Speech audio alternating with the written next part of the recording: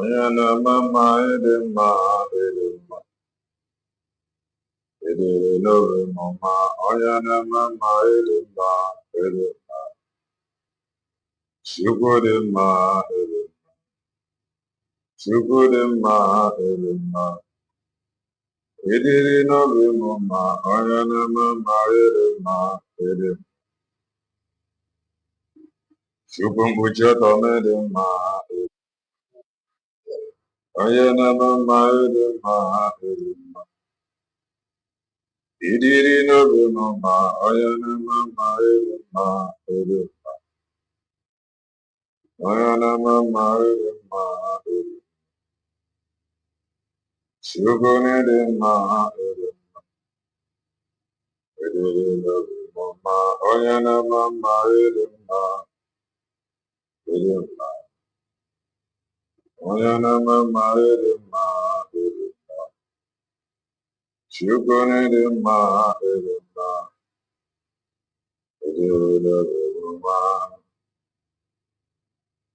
eluigwe na-akọ nsọpụrụ gị Chukwu elu ụwa na-akọ akụkọ ọgbụgba ama nke gị onye nwe m ọlụ aka gị ka mbara igwe na-egosi ọlụ aka gị ka ụmụ n'ụwa na-akọwa eluigwe na-akọ nsọpụrụ Chukwu elu ụwa na-akọ akụkọ ọgbụgba ama nke gị onye nwe m ọlụ aka gị ka mbara igwe na-egosi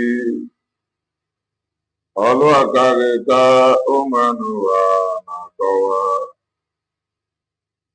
eluigwe na-akọ nsọpụrụ Chukwu elu ụwa na-akọ akụkọ ọgbụgba ama nke gị onye nwe m ọlụ aka gị ka mbara igwe na-egosi ọlụ aka gị ka mbara igwe na-egosi eluigwe na-akọ nsọpụrụ Chukwu elu ụwa na-akọ akụkọ ọgbụgba ama nke gị onye nwe m ọlụ aka gị ka mbara igwe na-egosi ọlụ aka gị ka ụmụ n'ụwa na-akọwa eluigwe na-akọ nsọpụrụ gị Chukwu elu ụwa na-akọ akụkọ ọgbụgba ama nke gị onye nwe m ọlụ aka gị ka mbara igwe na-egosi ọlụ aka ya ka ụmụ n'ụwa na-akọwa ị gosiri m obi ebere mgbe m na-adịghị ike ị gosiri m obi ọmịiko gị mgbe ike gwụrụ gị ị gosiri m obi mama gị mgbe ike gwụrụ nwa m ị gosiri m obi ebere gị mgbe ike gwụrụ gị oge ọ dị ka m nọ na-enweghị olileanya chi m bịakwara ma menụ m mma kwemekwanụ ka m guzoro n'ebe dị elu Chukwu ị gosiri m obi ebere mgbe m na-adịghị ike ị gosiri m obi ọmịiko gị mgbe ike gwụrụ gị lelenụ m Chineke lelenụ m arapụna maka lelenụ m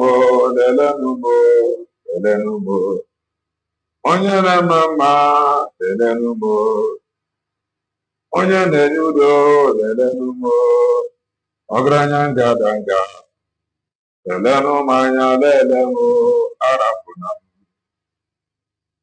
onye na-eme mma lelenụ m onye na-enye ndụ lelenụ m lenụ m Oyama nemama nedenumo. Oyama nemama nedenumo. Shimo nedenumo nedenumo arakuna.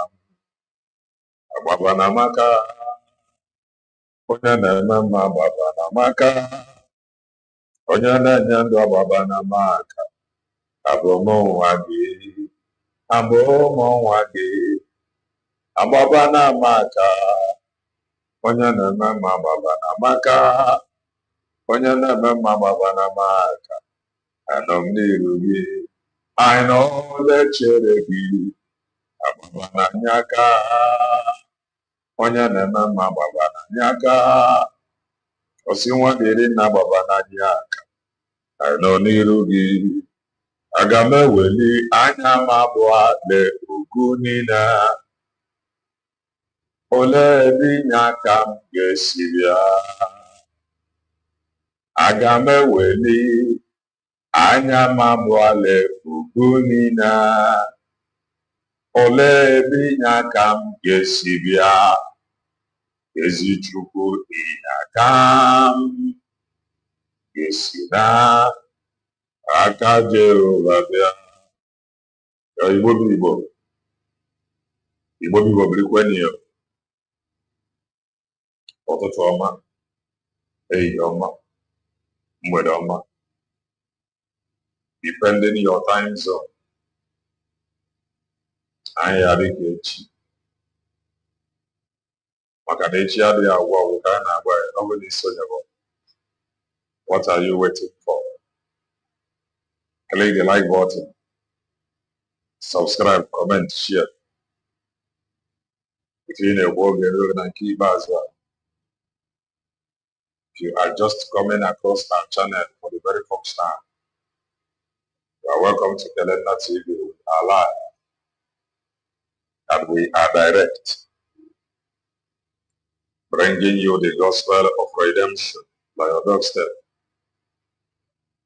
If I am a common sense, there is an abron and marifa. The marifa gas school. I just want to make common sense as always. For this month, you are welcome. Amaka Mele, check from your end. There is sound. Everything in this studio is fine. From the studio, everything is fine. So I can see the light from the microphone. It is normal. So check from your end. Hello. If I am not in Amaka Mele, happy new week, everyone. Selen Norian Amaka Mele. Daniel Norian Amaka Mele. Dona Norian Amaka Mele. Elizabeth Norian Amaka Mele. Watching from Congo. Kinshasa Amaka Mele. Fine, you are highly welcome. Abara Norian Amaka Mele. Obwenna Norian Amaka Mele. Amaka Mele. Obwenna Japo. Amaka Mele. Lucky watching from Jama. Norian Amaka Mele. Michael Norian Amaka Mele. Kevin Norian Amaka Mele. You're welcome. You're welcome. Today, I think I want a long time in ever. I went a long time, so I ain't get you on why. But I know what to take. I ain't get legaranya. I ain't get you on why. Because I ain't went a very long time to stay here. Man, if you know, you are not yet following us on TikTok. Follow us on TikTok via this link. If you are not yet following us on TikTok, follow us on TikTok via this link.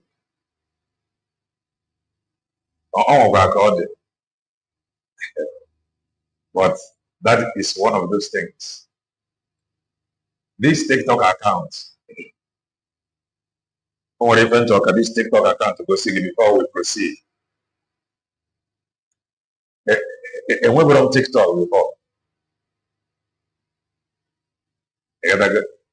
Before, make a YouTube account. So message here, make a Facebook. Then, name operate only the YouTube and Facebook.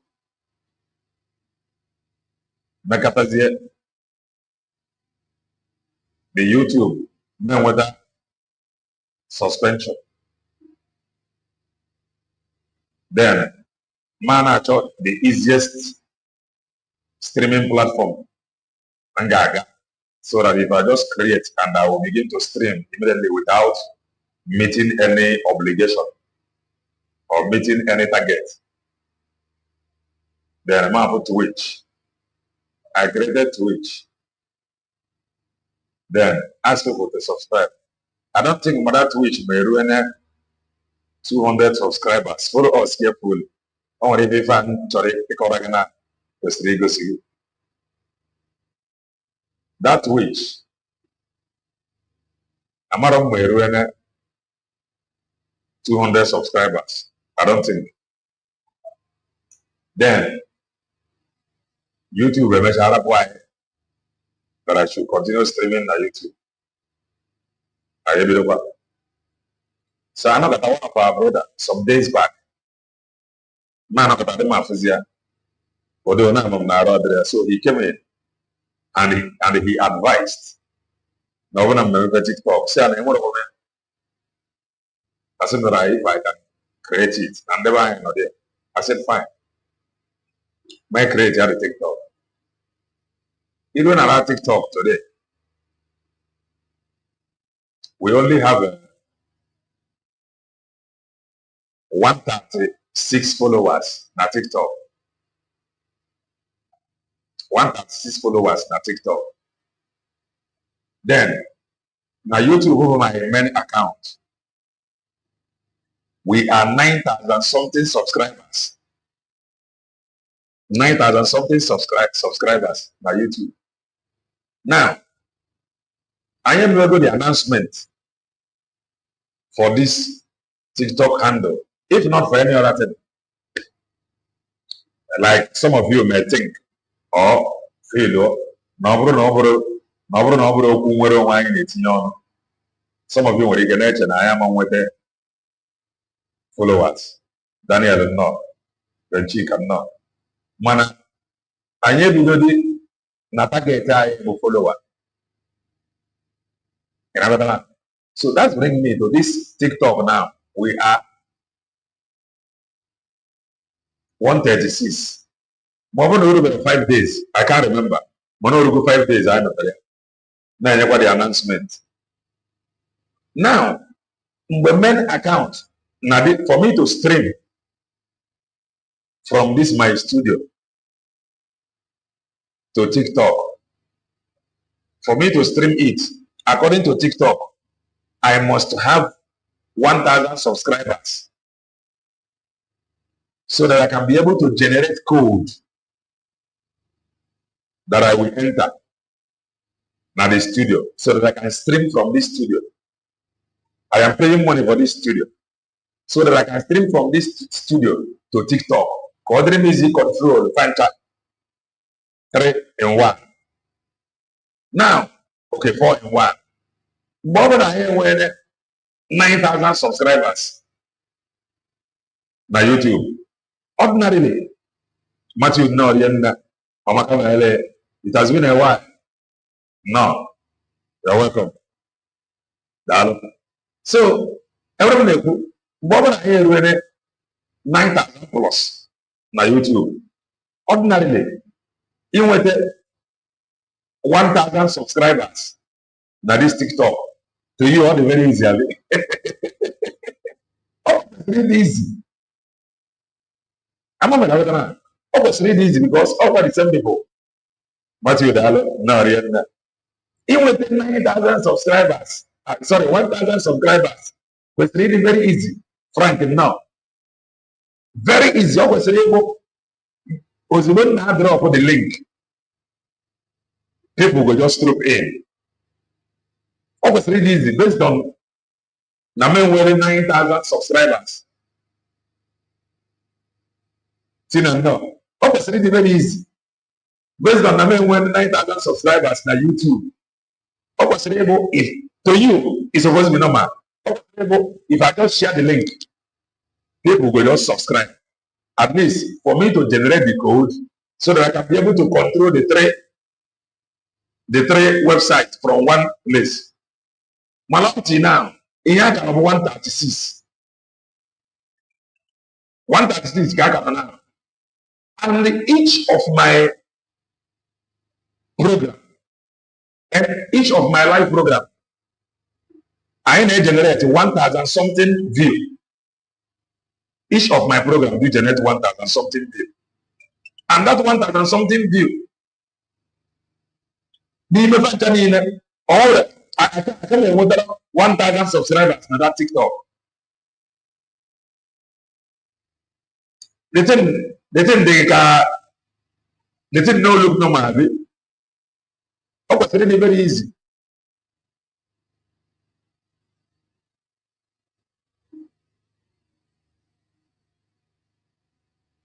Yes, this YouTube now is 9,000 something subscribers.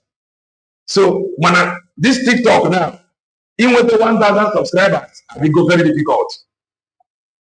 Even the Weaver, no let the number of the followers in web.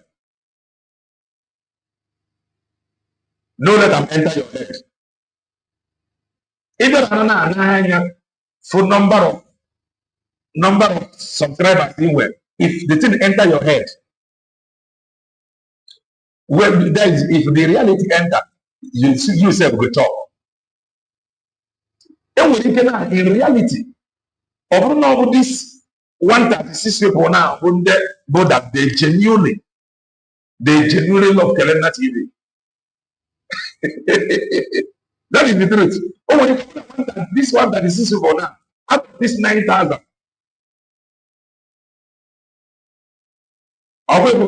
But according to that, our brother, us people, they were on TikTok before.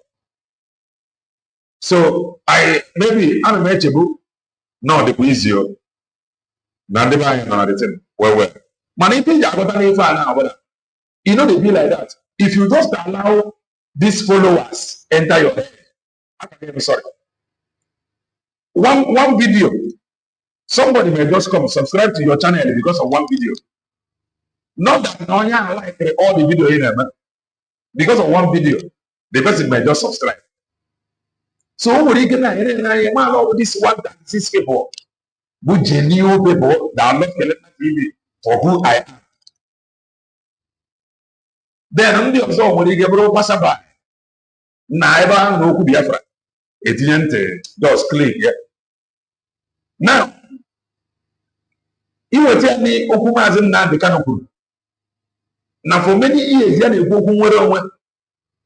Near 100, the choppers near 400 men that you will match. Money, some people may be like, this thing that is happening now, question goes to some people will be like, if I see 100 men. You don't know what the man is going through. Now 400 men, the ready, age area, with advice. We are saying, it's to America, no, you can hear me, no, 100 men now. Yeah, we're trying to no, 400 men that is dedicated, loyal 100 men, loyal to the cause, loyal and intelligent 100 men that can actually advise him. No, what he can now level now. They are one around here. Man, when in a day, a jilly carrying mother no one here, and a joke will go. That's if I see 100 men, I match. Nwere ike. Ọ bụrụ na 100 men na ya n'ụsọ obodo bụ ngọgụ. O nwere ike ọ bụrụ na 100 men that can actually advise him well. Na level ebe ahụ na some things he is struggling with. Ya nwere ike na ya struggle with it now. O mere ike to 15. Na ya ka bụrụ 15 people. So when can you find Brian Emma? Ordinarily, now as somebody on the platform with 9,000 subscribers, and any platform created, supposed difficult. So the reason why we have don't let the followers enter your head. Stay consistent. Stay at your level. Don't let anything shift you. Just stay there. Stay put. Kwechiri. Just kwechiri. If we're going to manage this thing, oh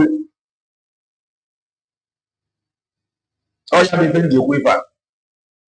Very, very important in equation. And we move. We must continue. And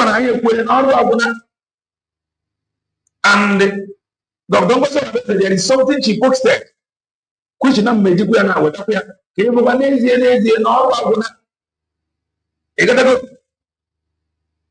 if I don't go to post, more for me to use it and remind you of the truth. Nor Abuna. Oh, yeah, but Abuna. Now,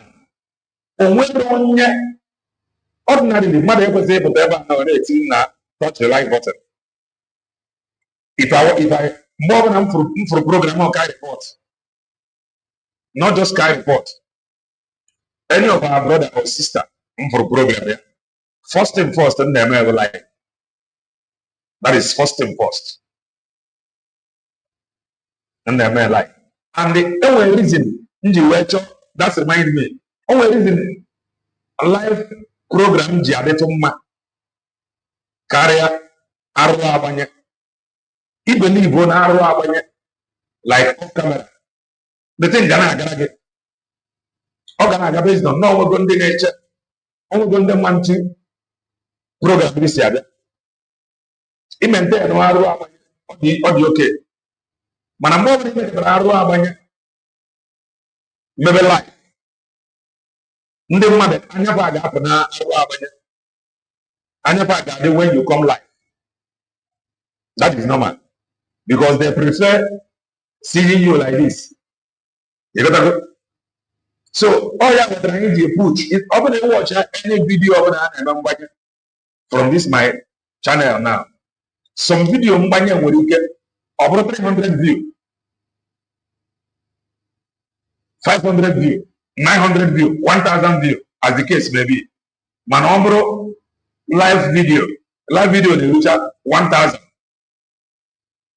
Away prefer each. So if you're not live, na gato viral, carry arrow abanye mana before arrow abanye na gato. So these things were capacity area. All you are trying to need here that 1,000 subscribers, so that we can stream live at the same time. Because in the car, with fuel, you won't car, or that too stressful. So, yeah. So back to buying the Kunara. In a post. She is now open. Very open. Come, we want to hear you. We want us to talk. Whether DOS and the IPOB organization, welfare, or let me not use the word, if I welfare, if family, fair whether it's welfare, and the never end on our USB declare, can you buy it to make sure that we serve you better? All you have to USB declare the government created now, and I pray. Into our create this WhatsApp group, let it be active. Call create yatinya. Or be active. Call be interactive. People want to hear. People now come back. And let it be the right channel. Every manager come here. Call it and they be there into a house where we are. Call it a platform or channel. Every manager come here. The next minute, or on social media. If you are genuine, or create the WhatsApp, share the link, join via this link. Man, a problem somebody I put up this thing now. Or the people join. Whoever just for what question that has nothing to do with the reason why would you create the platform. This platform all created now, only now support IPO video organization. All of a sudden, go into the platform, explain to them, if a family whether Jerry no, Chris no. Whoever if a family whether be where you going. Why if a USB declared in a the if it of a continue or one of the propaganda.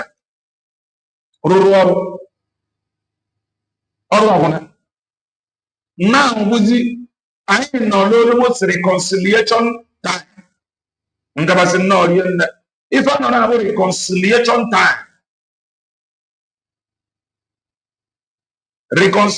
time, upon you ready,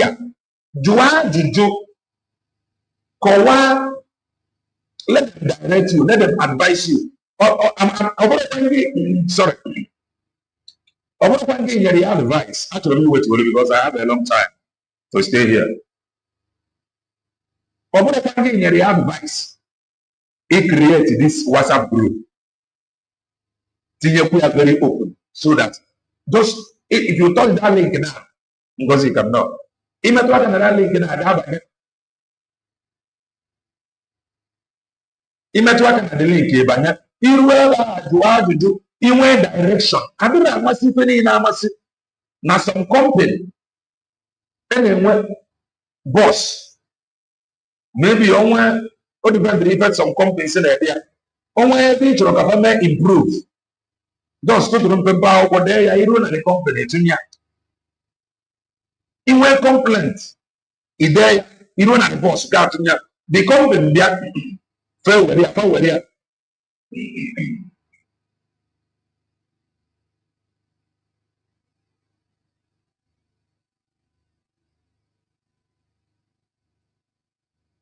100 men. Now, my brother, here is now genuine people that can actually help us. Genuine people. So 100 men now. It may not necessarily be 100 men. It may not necessarily be 100 men. Now, I want to happen and more for IPOB member. For example, we're a coordinator. Then all of a sudden, more bozy, mapo, or fasa keonya. From that second, inanya. Now, Dr. Ngozo and USB declare create a register. You ever join here? You do as you do. Do if a fan and if I go again as a coordinator. Omukanya device and we move. What is very, very important. Matter. I don't think you know anybody other than the advice. Dialogue, Simon. I don't think you know any advice to create this thing. Go there and the buffer where they have to improve on. And the government they have to look at it. When we need to improve. Government a mad advice. And they are genuine advice from the place of law. The person can actually implement it. And then that advice here and implement to even implement more. So yes, it's a kind of reconciliation team.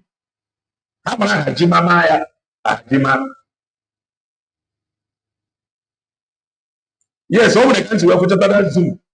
Mana approach them to Zoom. Mana very, very important. Or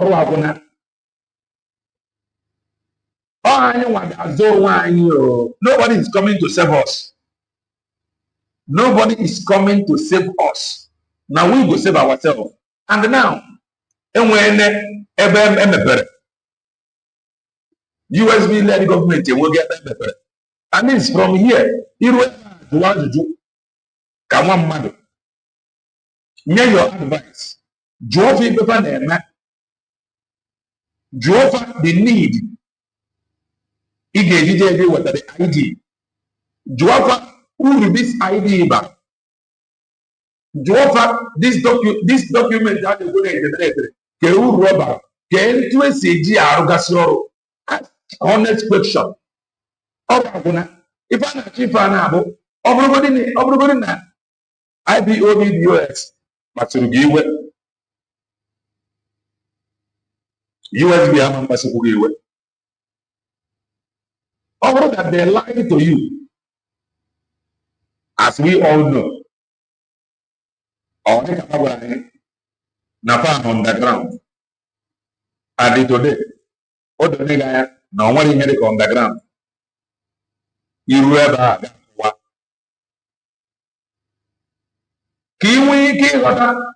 that we are one. Man, even I ever one, and with any name and then we reason that you were never. And they are all necessary. No, we're in the anamatia. King are in their help when they create confusion and distraction. So if I have a platform parameter, Ngabasi, Dalubiana, there's a church that what happens in all. All the very, very important that we understand this thing. Man, before I had because of it, they go now on the place. Ma oga. He got something. Omaka Mele Ngabasi. If I want US will declare the create this app, this WhatsApp group, link here the open. Irueba, do I do? Irueba, do I? Oh, show us your man. We want to see your man. This amulet. Those do I do as one of my friends. Encourage them. Encourage them. Into encourage now. Now like this WhatsApp. Factory. Makanaoro Awana. Odo Nandeba. Nadio Sememuria. That is the truth. Odo Nandeba. So this is you are going to declare. If you have been offended, join this WhatsApp group. Guardian, very important. So that this distraction and the confusion, opposite, according to Commander Holy Ghost. Commander Holy Ghost, no one can take it serious. Take that very one serious. And as God may have it, his own brother that is against the US being declared today. He feeling that his word like his own handle today. Whereby he is working against that his brother stood for. If I put the last Oku, Commander Holy Ghost to put. So Sonia Parawa no way I question. Okay, to be webia, Manover no webia, or Jew okay. One year okay, you will go. Why in all the air respect if I 1 year okay? We need to unite. USB declared is leading the way.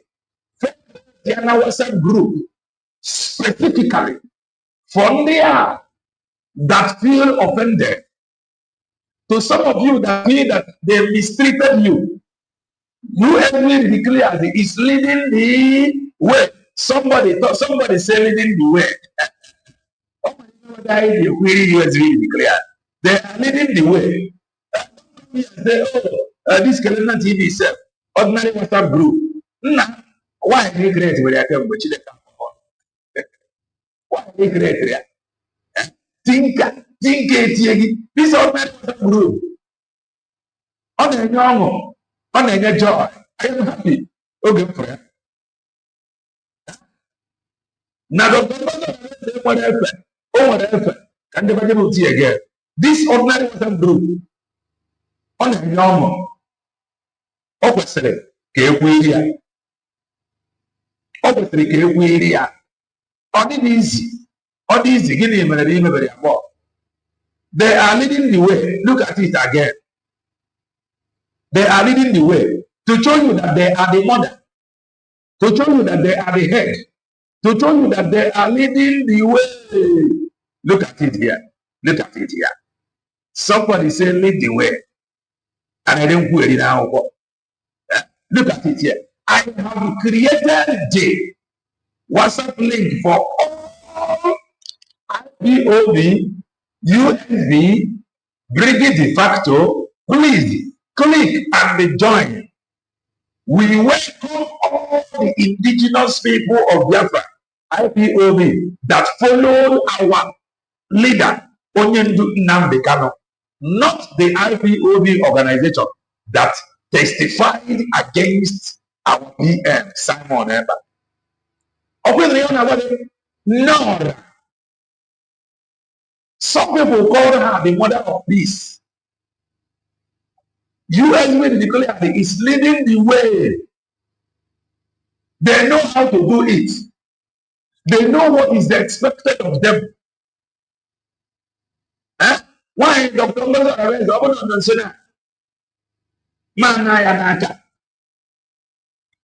Stop complaining. Join this WhatsApp group. That is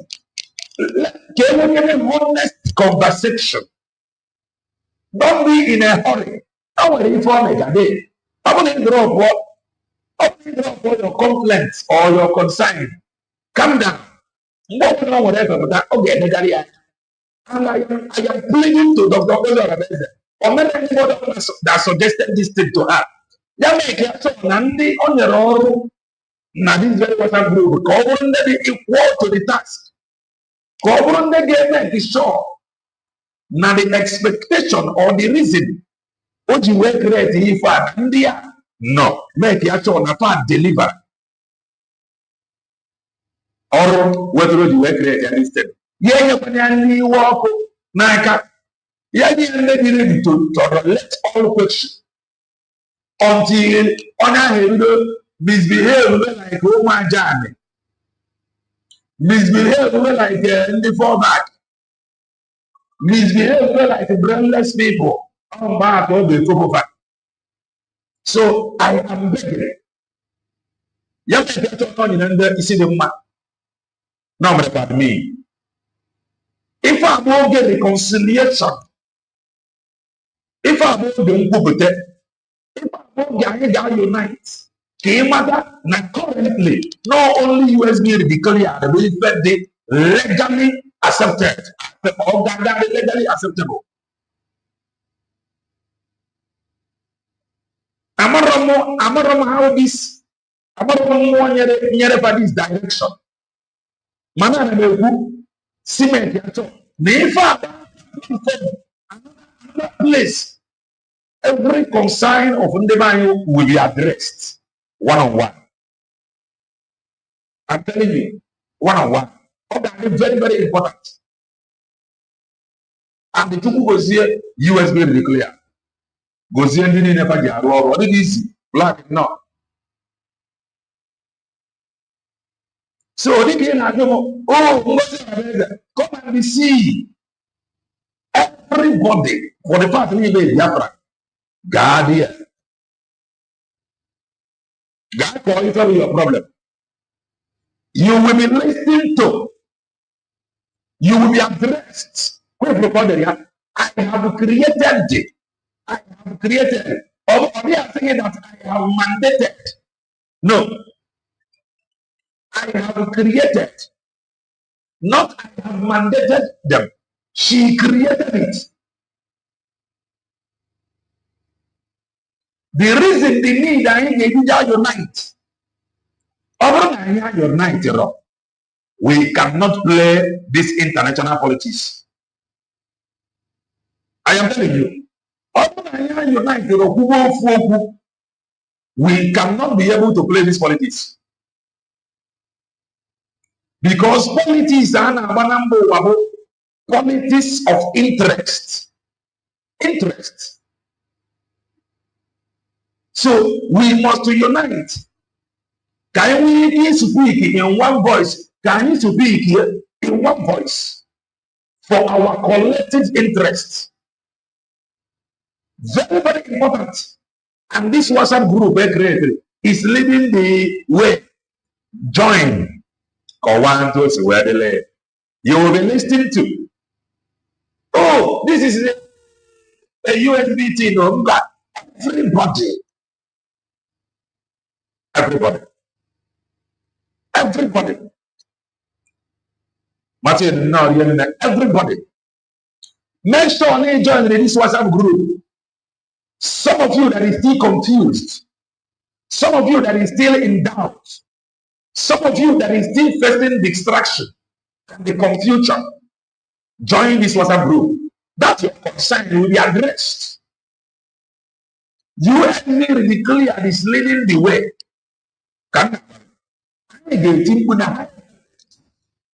Now we need for us to unite.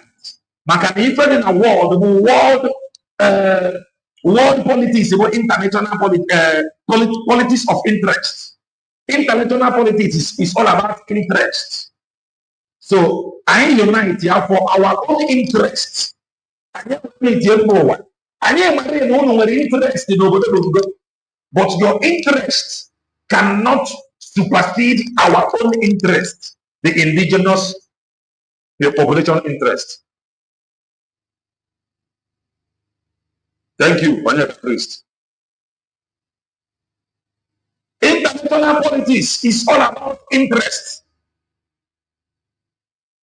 So we must unite, speak with one language, one voice to the international community that have interest in Obodo. And that their interest in Obodo both economic interest. Economic interest into the figure. So their economic interests cannot override the interests of the indigenous population. So we must unite, speak here in one voice for our own interests.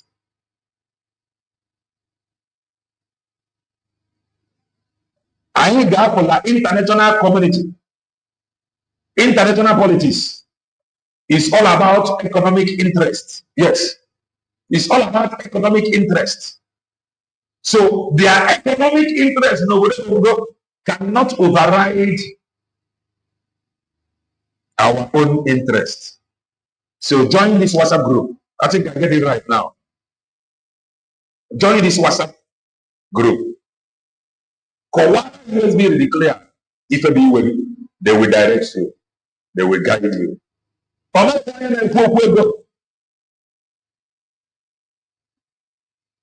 So that this is the distraction and the confusion. This is the link. This is the link to the TikTok account. This is the link. Follow this link immediately. It will take you direct. So our TikTok account. So the guy world politics is all about economic interest. Yes. It's all about economic interest. So there is need for us to unite so that we can speak in one voice for our own interests. Their economic interest in Anibari cannot supersede or override our own interest. Having said that, come and listen to this from Commander Holy Ghost. The reason he gave you that join that WhatsApp group so that your confusion and distraction cover if listen to him. The reason he gave you that join in that WhatsApp group, but can we address your confusion and distraction? Watch. Get there. Okay, I am going to tell you something. Dr. Ngozi, please, ma, with due respect, listen. It is not an insult. I want to ask you a question. You have meeting with our general, the commander-in-chief of all forces in Biafra government. Do not forget, the reason he gave you that join that WhatsApp group, but he went to the answers so that the confusion and distraction can clear, so that we can be able to speak with one voice. Under USB declared to international community. International politics is driven by interest, economic interest. Their own economic interest in Anibari cannot supersede our own interest. So we must unite. Listen to this. In Biafra nation, General Butuzo, what did he tell you? You have meeting. Listen, in the beauty of this thing, this Nnamdi Abarawa, which is Sonny Abarawa, how can I produce this video? This video, this video, get this video into your mind. You may be seeing this video, man, I am replaying it now. Just get into this video, you can understand something. USB clearly is leading the way for this very reconciliation. And I am proud of them. Very, very proud, I tell you. I am proud of them. First, create the WhatsApp group. Go there, join there. Question. Political bruha. No, I am now preparing your mind, the reason, the need. He gave that join that WhatsApp group. So that the confusion and distraction opposite. This thing, why Sonia Aparawaji will carry for this video? If I may be one of his best. And since that time, since that time, I have not from one night worker. USB declare is leading the way.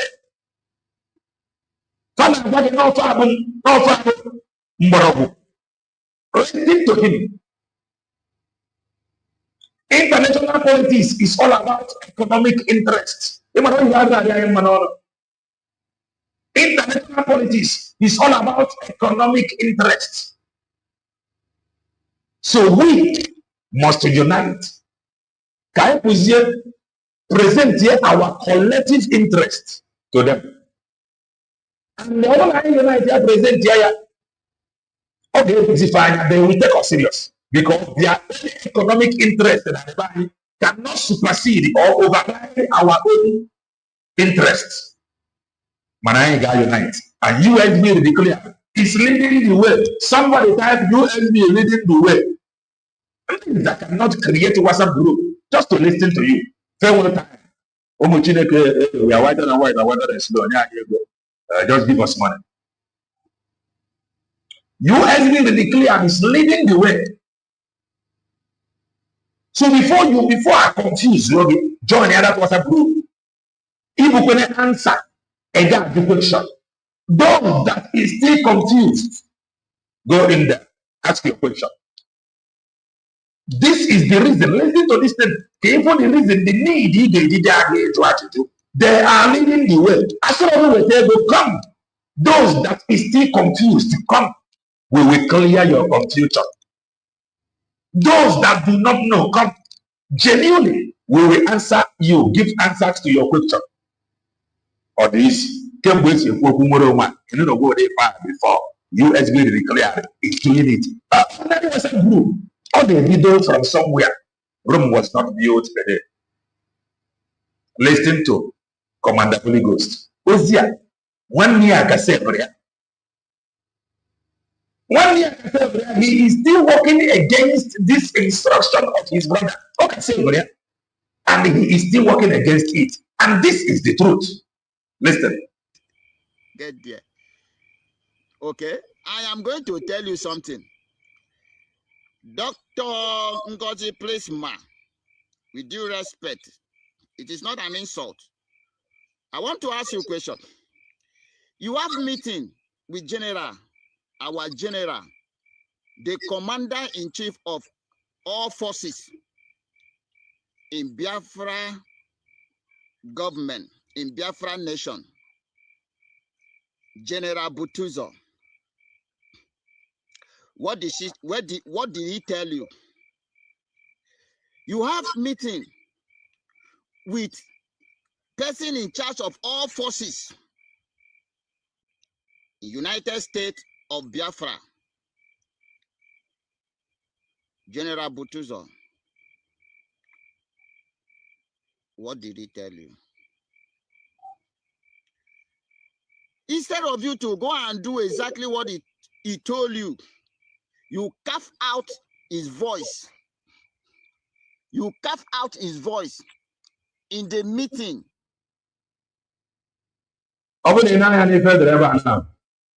These are the same people. They will come, they will tell you, don't touch PM's PA.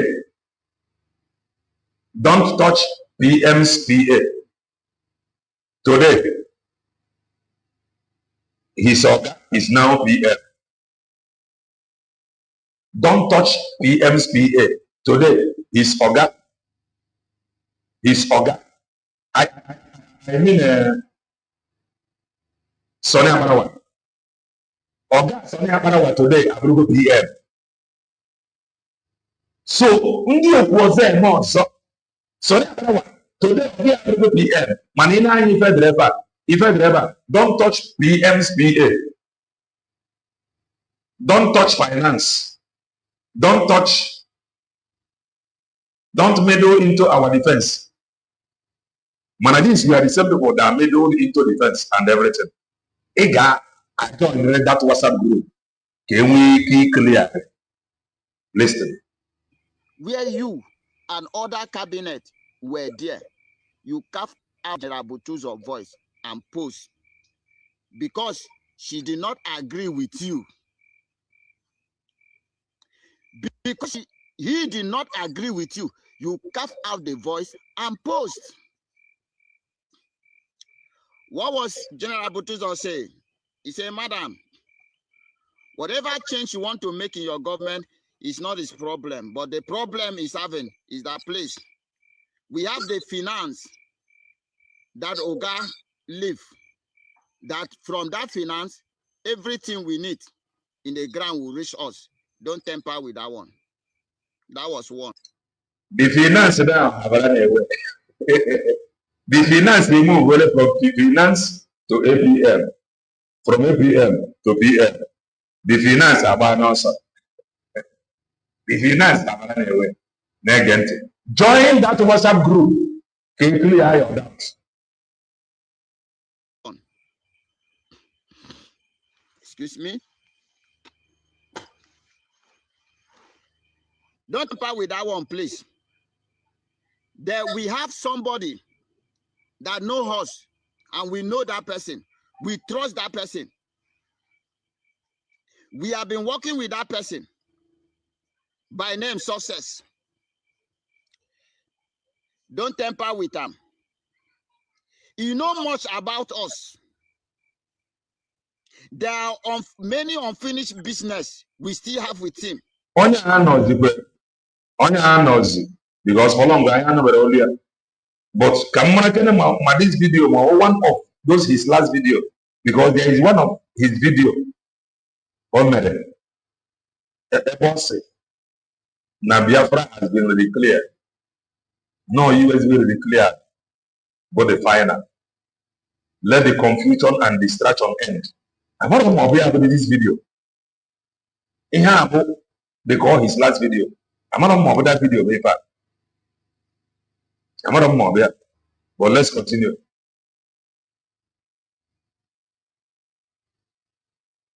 Let's continue. Don't tamper with sources.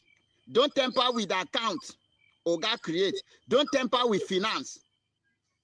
These are the three things we tell you. The General Butuzo. Now the question, on when against where tamper with finance. No, not this one. Not this one. It is not this video. Okay, but let's continue. Don't tamper finance.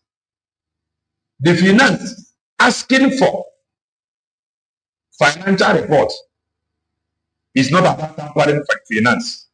Financial report to encourage ndị na-eweta ego ka ha nwee ike ịdị na-eweta ego.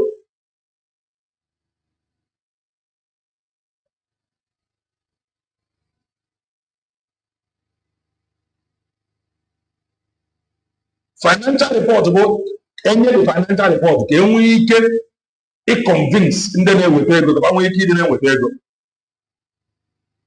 It is not this one. It is good now. Many of you know the video I'm talking about. So that video, everything over the that the declaration have happened. Let the distraction and the confusion end. It's not this one, right? So accountability. Being a mado big ngaja being with ego edition. Nego is the same. Have you tested before? When I do, have you tested before? What do you mean?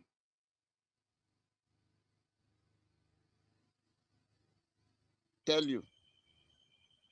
Because this is the strength of this army. This is the power of the men on. Okay, this is the second to the last video. Okay. Ground. If you tamper with these three things,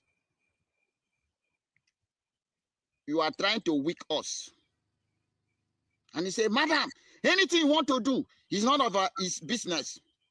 But the only clip he asking you, you see success, don't go close there.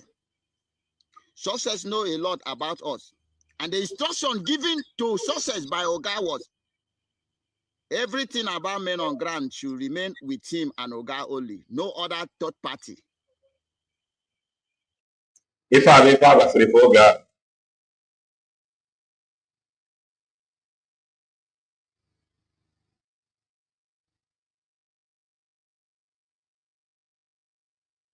Grey Black. If you don't know how to comment now, if you don't know how to comment or what to comment, I can help you. And I will help you by restricting you from commenting. Oh? Finance. And the account then create for this man. The finance on ground. That was the only thing my general said. Instead of you to abide on that, you carve out general voice, posted, begin to catch general. Now find another man to replace general. You cannot replace him. All your information, the one you call, you don't even know that it's under me. The one you are trying to deceive. Many of them were deceived, lied to. Yakoji was very, very important. Lay join that WhatsApp group. You have question you ask. Everybody, anybody from Wadrike, many people has been lied to. Nimo Kumodawa. He join in that WhatsApp group. Go and they ask question. It is open.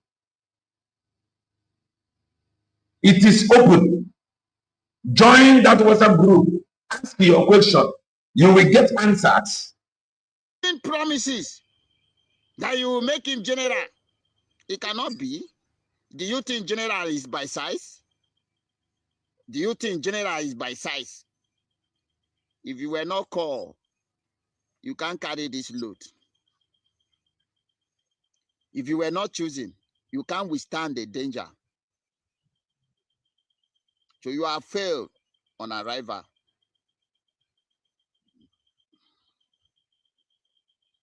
You have failed on arrival. I swear to God. And now you are trying to form another soldier. At the end, you combine them with the Bubaku, they will still come here and die. That one is not, we know they shake for that one. You are trying to form another power, another force. Do you think we were formed? We were choosing. There is a difference between forming and choosing. The lies of the gangsters, they're very active. Their lies and deceit is very active there. Now, Orwa go and ask your question. Like that WhatsApp group. Their lies was active. Orwa from Wazirike to Mazen Namdekana to Mazen Ndoko. Go in and ask your question. Orwa We were not formed. We were choosing. The spirit of Biafra find us worthy and send us back to a living being to complete what we have started. So therefore, we are here. Before na chọpụtara nke bụ eziokwu ọnwụnwa. Chai! To finish what we started. You don't know that? All your plan, they us here. Form. Now, instead of you to do that, those three things, my general point, those three things is what you target. It's what you target. You now bring somebody say solo. Who be solo?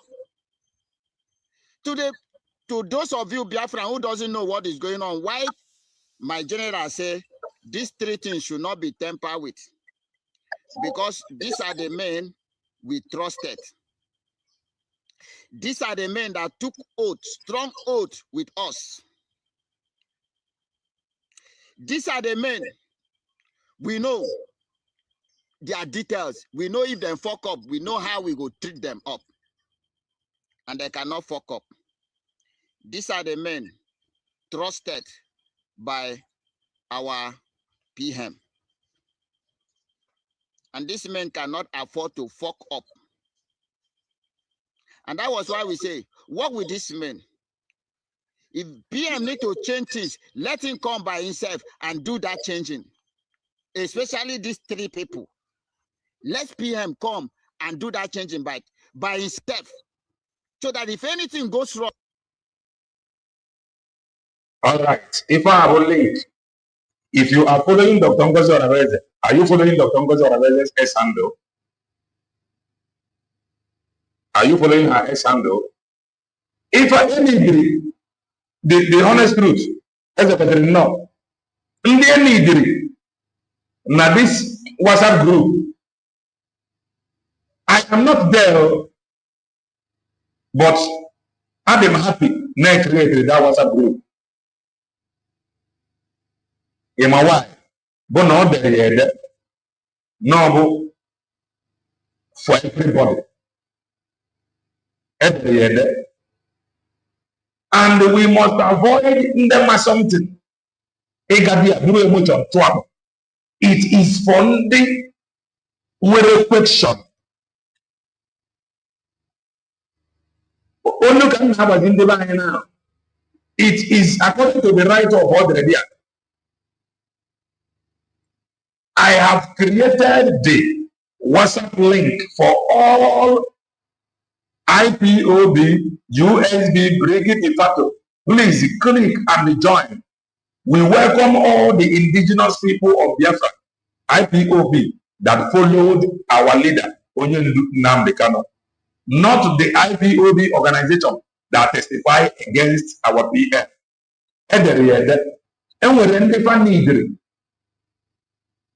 Okay, I will send the link. I will post the link here. Irweba, come down. Ask question. Important question. Serious question. Joafa, I believe Nafa answers. And I pray kahanyende isi the that WhatsApp group a handle. Let me post the link there. Because we must unite. All the very, very important and united for what is to come.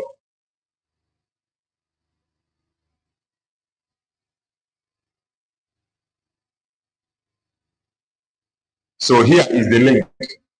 Join. Very important. A lot of people has been deceived. One man was deceived.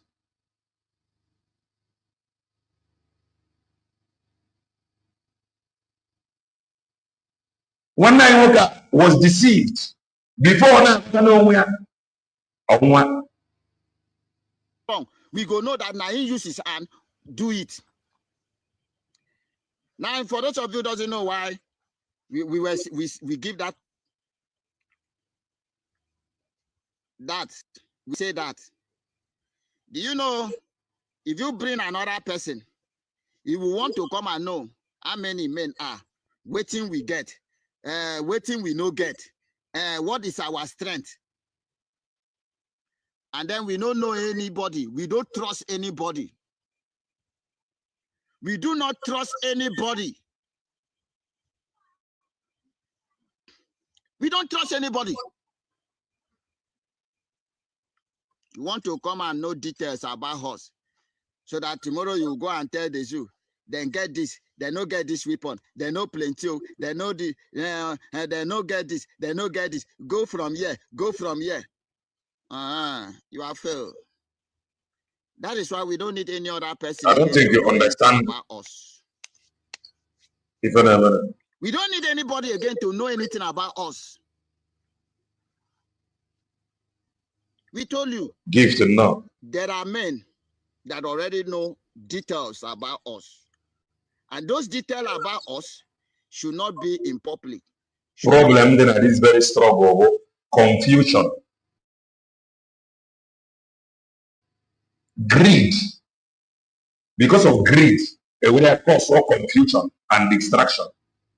Because of greed. Because of greed.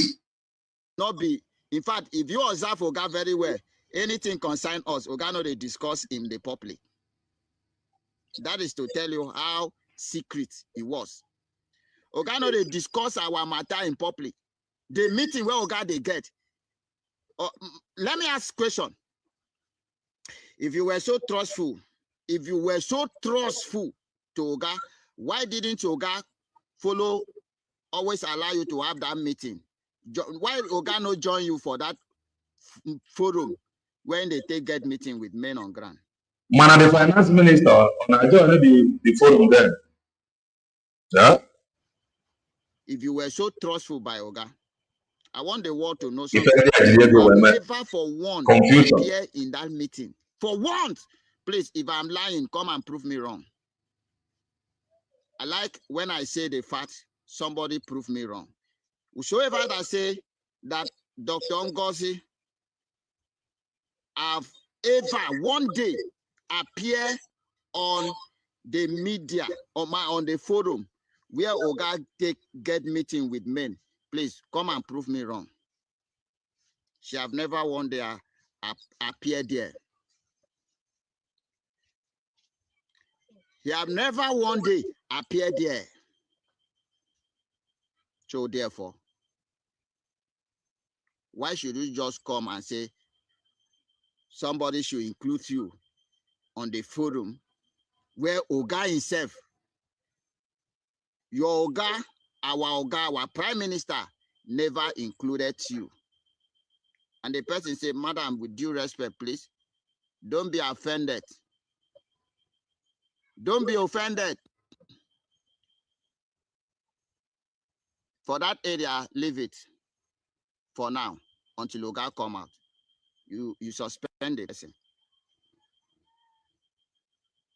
You suspend the person because you are so desperate to know everything about men on ground. You ask for my number.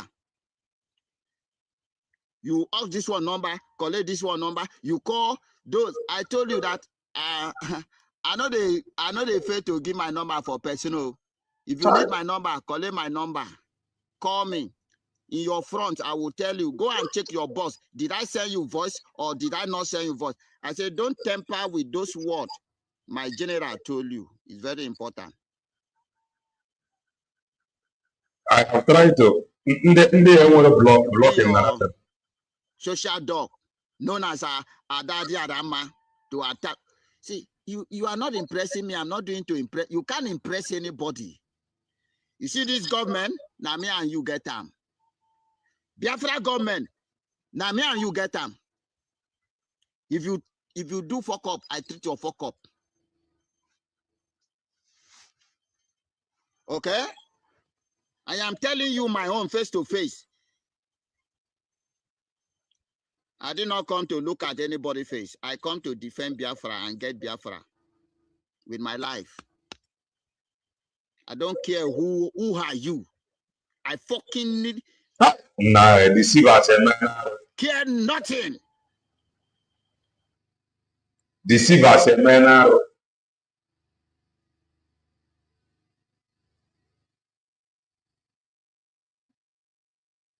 Deceivers, man. They lied to him. They deceived him. Today, on others, yeah. They lied to him and they deceived him. Today, on others, yeah. That's his last video. John C. That's his last video. I'm not the video. That is his last video. Able to let distraction and the confusion end. Join that WhatsApp group. Ask question. Ask question. Ask question. Very, very important you do. Makife don't do question. Neruanya. Omande Pama. They have deceived many. Now, let us go.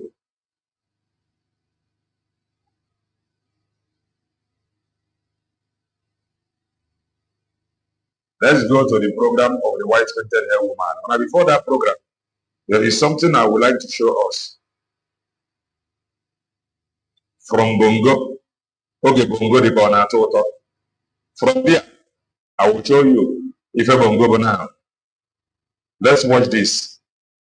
Join the WhatsApp group. Very important. Okay, Bongo carry the Tumma during OBJ. They are parts of our law that colonial. Then today, maybe we need to amend them if we haven't amended them.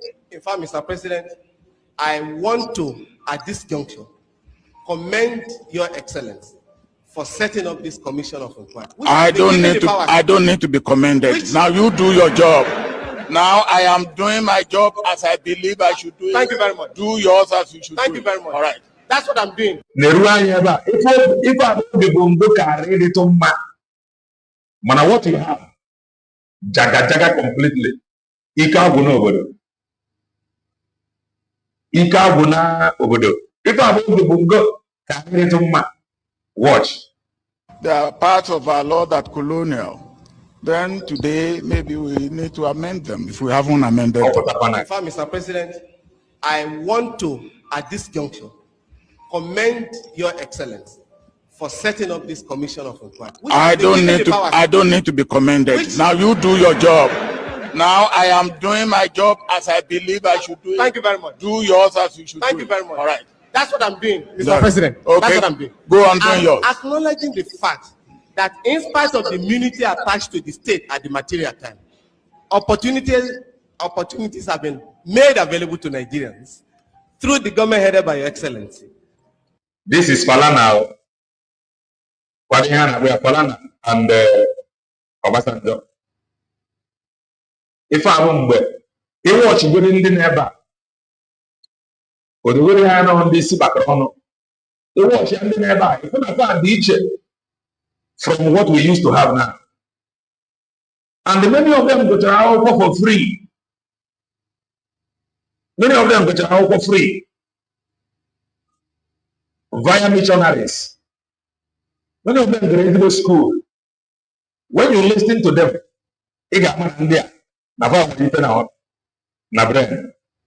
fast forward to now and what we used to have now. If I don't have gangsters, if I don't have gangsters, yes, if I have Obasanjo and Femi Falana during the Opota panel, Obasanjo and the Opota panel being cross-examined by Falana. In a Panaya, Obasanjo did not even change much, but Falana did. Now watch. To bring petitions of this nature. Now, I take you to Exhibit 4, again tendered this morning by your solicitor. Please let Mr. President have a look at Exhibit 4. That is the memo from the Lagos State government.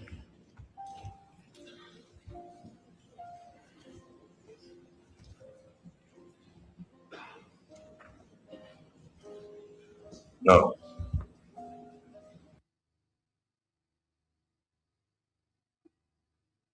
In fact, Mr. President, I want to, at this juncture, commend Your Excellency for setting up this commission of inquiry. I don't need to be commended. Now you do your job.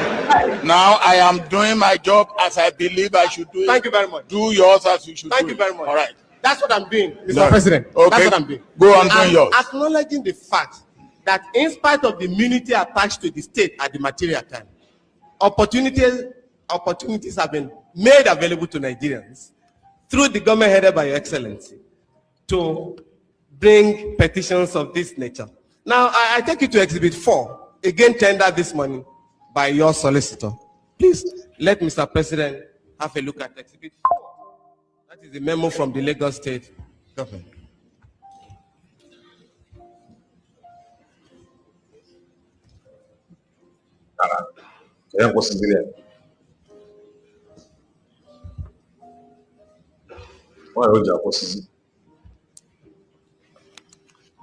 What verse? What paragraph? Paragraph 4, the last 1 and 2, items 1 and 2 there.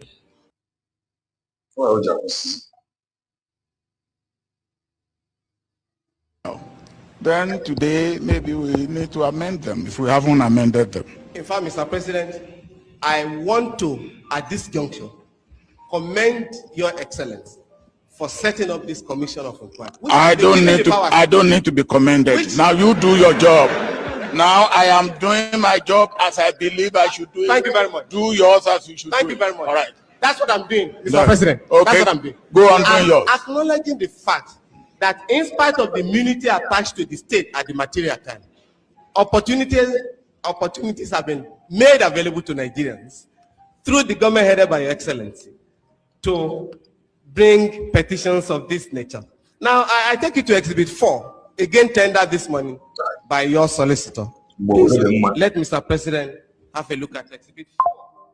That is the memo from the Lagos State government.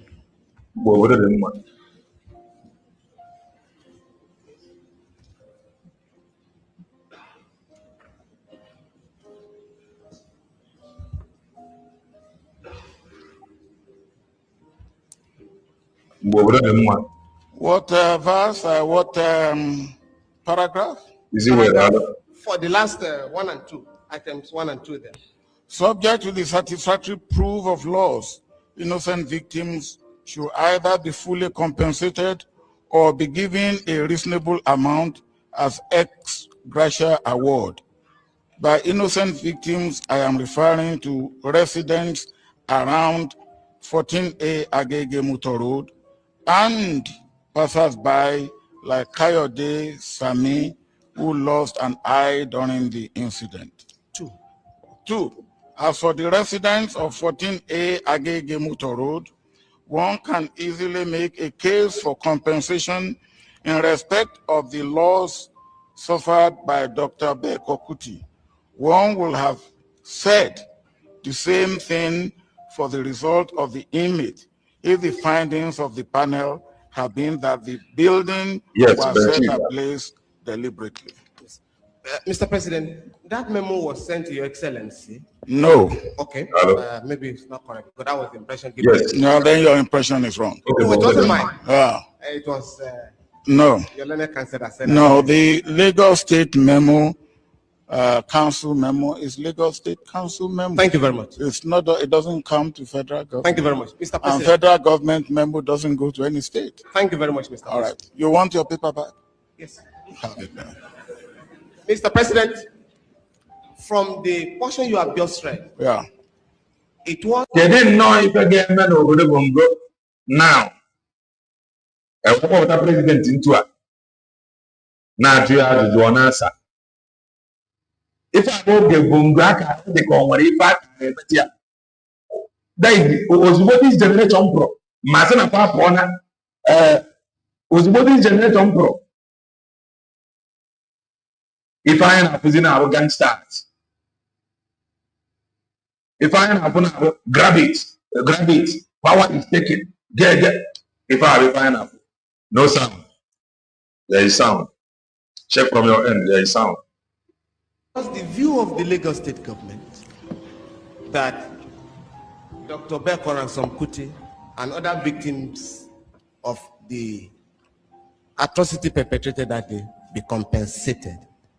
Well, it is also, if that is the view, and Lagos State government has set up a commission of inquiry, and it has a white paper on it and a memo on it, then it should implement it. Thank you very much.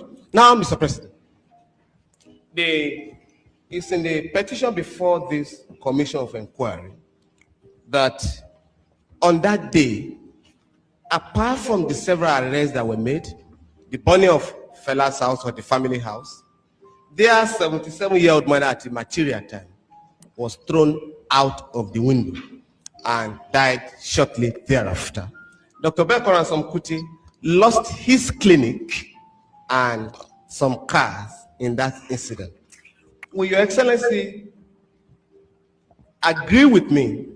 In this hall, they got for seriousness. In the hall, they got for seriousness. They got for this background. He made the whole meeting now. I don't know. Stop asking. There is problem. Now. That all those who sustain losses on that day be compensated. Unknown soldier or no unknown soldier. Who by? I know, sir. By the Nigerian state. Whose soldiers these perpetrators were, according to the Supreme Court.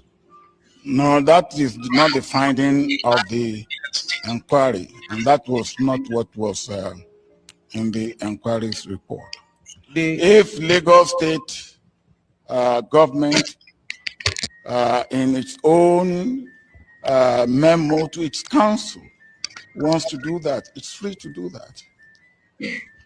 Mr. President, 2 months after this finding of unknown soldier, the presiding chairman, Justice Kalwanya, was appointed the chief judge of Borno State by the federal military government, headed by Your Excellency. Is that correct?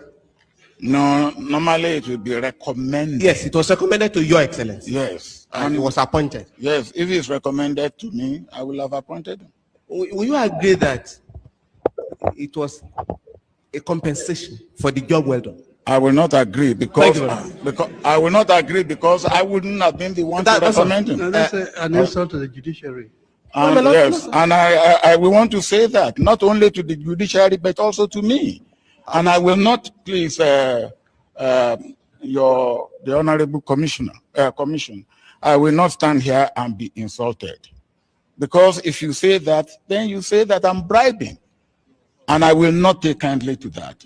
Mr. President. And please, and honorable commission, if you cannot give defense that I believe is necessary, then I will have to reconsider my stand in this witness box. I will not subject myself to be insulted, no matter by who. Mr. President, you have already answered the question. We don't need. My Lord, you shouldn't have asked the question in the first instance. My Lord, I have the right to ask the question. No, if your lordship. My Lord, I have said earlier, by way of preamble, that I would not stand here and allow scandalous, annoying, and insulting questions to be asked of my witness. Let me help. Let me help. Let me just clear a point. In fact, I happen to know as a fact that the government that appointed. Excuse me. Please, just be quiet and listen to the witnesses, please. Yes. Thank you. I just want to clear the point. I think, to the best of my knowledge, I practice in Maiduguri, and it was the government of Mohammed Goni that appointed Carlo Anya, I think, as the chief judge of Borno State. That I know. No, sir. It was the government of Mohammed Goni that removed him to the House of Assembly. And just a minute, sir. No. When he was dismissed, he filed an action challenging his dismissal and put it before himself and made an order that his removal was illegal. I was a party to the action. Thank you very much. But he was appointed by Mohammed Goni as chief judge of Borno State. Well, I think we have our own facts that are different from yours. But you will also agree with me that he was appointed at that time. But the president has already said he will not bribe anybody. And I think we'll leave it at that. No, I don't think. Now, I think what I said must be right, and you must quote me right. I said, if I have appointed him, he will have been recommended. Because how many people did I appoint that I will remember now? So if I have appointed him, he will have been recommended. And based on the recommendation, I appointed him. Now, if I have appointed him, but here you are getting somebody who say it may not have even been me who appointed him. My Lord, it's his word against yours. My Lord, sir, there is a more fundamental issue. And counsel generally, sir, do not take notice of this important point in whether we are before a tribunal or before a trial court, sir. It is this, sir, that a counsel must have firm ground, truthful ground for any question is asked. And that's why the Evidence Act went on, sir, to say that where counsel asks a question, which he knows he has no basis for, it should be reported to the Attorney General. Very few people ever do this. But as an author on Evidence Act, I will tell you what it is. If, sir, the cause to the opinion that any such question was asked without reasonable grounds, it may, if it was asked by any legal practitioner, report the circumstance of the case to the AG or other authority to which such legal practitioner is subject in the exercise of his profession. In other words, sir, you come and ask a question, sir, about a matter, the basis of you don't know. Lord, the Lordship is reading, so I don't know whether your Lordship is with me. Go ahead, I'm listening to you. The Honorable Commissioner on your right, sir, has now given the factual basis for that appointment. In other words, that question was asked without factual basis. It's not done. It's not right. And I would demand that my learned friend should not only withdraw that question and apologize to His Excellency. Now, even Joe got this video in the Ruanya. I got from this video and what we used to have now. That is what we used to have and what we have now. I got between this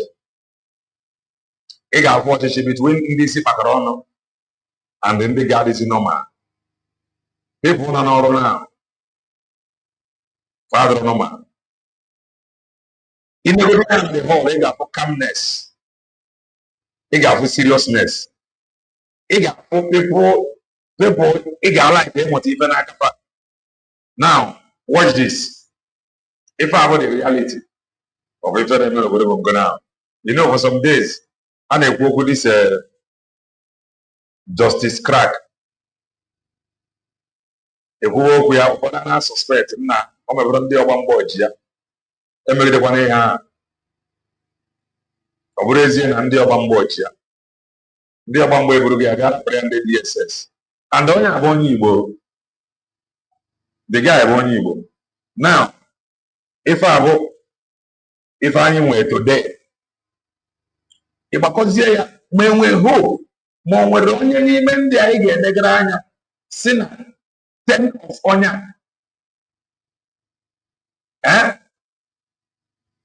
Will influence 10 of honor. Or what does you have the number? What does you have the number? If I am with a bar, if I am with a now, the difference is very, very clear. The best thing in marriage is now enter. No, so that I want to return back home. They will begin to reorientation. Because state, I know now, state giant need rogari. In it, they matter that you don't need to shout for you to make your point. Any rogari matter no ezimo no. That is 24 hours electricity. Ezimo no. Ezimo uzo. We fed your government jigas your work. Any apore rogaria ayamata ezimo mmiri ezimo uzo. Oko we fed over with that to make sure na but if I want to know about the normal, watch this. Free justice crack! Free justice crack! Free! Kezi hope and the faith of Indian Novoda. Kedi if I want Amero. If I want Amerogona, extend the area Oyono. Pictures. Ndi Omambo. Neri.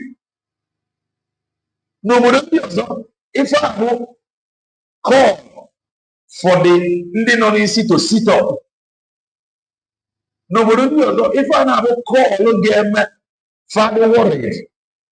Oh, no, but then I wrote, Quiver, Ononia, Gamma, Onisia, no, but then I wrote, that don't know if for Barani game, Onisia, oh, no, but then I wrote, Gamma.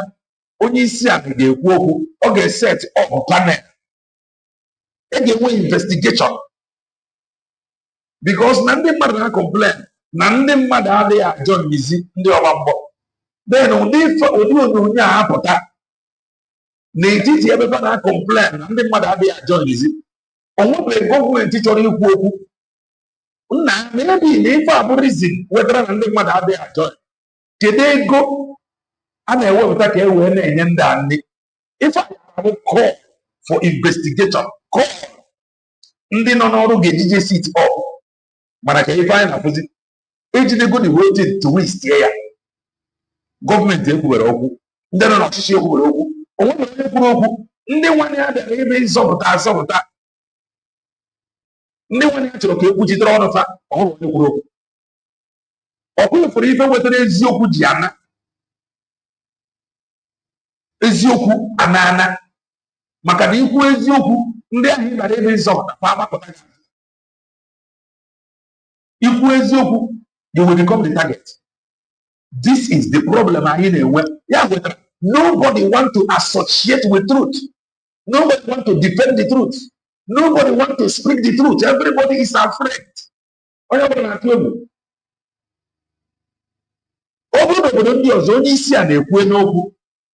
Set there up team game investigation. This is how to fight corruption. This is how to stop what is not right. Into a one place stop people. Even the guy. And this were the same people that is complaining. Nande mmadụ adịghị ajọ onye ọgba mgbọ ka ezi ka ị ga-esi ga ajọ onye ọgba mgbọ ụdị ndị ndị a na-eri ka ezi ka ị ga-esi ga ekwu eziokwu mgbe ị nọ na-ahụ na-afụ ife na-eme onye kwuru eziokwu. This is the problem ịbụrụ anyị nwere. Free justice crack! Free justice crack! Free justice crack! Free justice crack! Free justice crack! Free justice crack! Ife a bụ ife ndị akafa dị ọcha na-agabiga n'obodo Bongo mgbe niile. Ife a bụ ife ndị akafa dị ọcha na-agabiga n'obodo Bongo mgbe niile. And you wonder why we are where we are. Nigerian army, shame on you! Shame on you! Una dey carry person wey say make dem feed una well. Come court. My brother, I love you. Justice. This is why eji wee nwee human rights advocate everywhere. Yet obodo adịrọ mma. It is not about how many human rights activists in where. It is not about it. The system gave birth to this multiple, uncountable human rights activists. The injustice upon the numerous human rights activists in the Bongo, if our dog can end. If I have the problem, if I have the problem, and this guy must be lucky. No, we're in Nandi Madana, no, and nobody acts after him. If I have so good in Obodo, and some people with this character, this attitude, where convert here to money making machine. We have serious trouble. Very serious. California,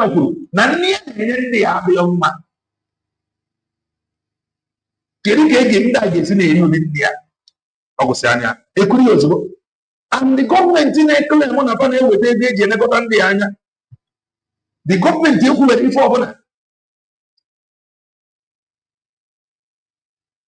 all these human rights activists everywhere. The system give birth to them. All these human in everywhere. The system give birth to it. All these fake pastors, fake miracles in everywhere. The system give birth to it. In fact, this system, the system, truth, and we are in trouble. Human rights activists, yet Justice! Free justice crack! Free justice crack! Free justice crack! Free justice crack! Mama P!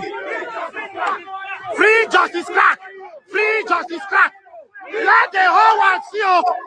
Let the whole world see you! This is our hero! Let the whole world see! Nigerian army! Nigerian army! Nigerian army! Nigerian army, shame on you!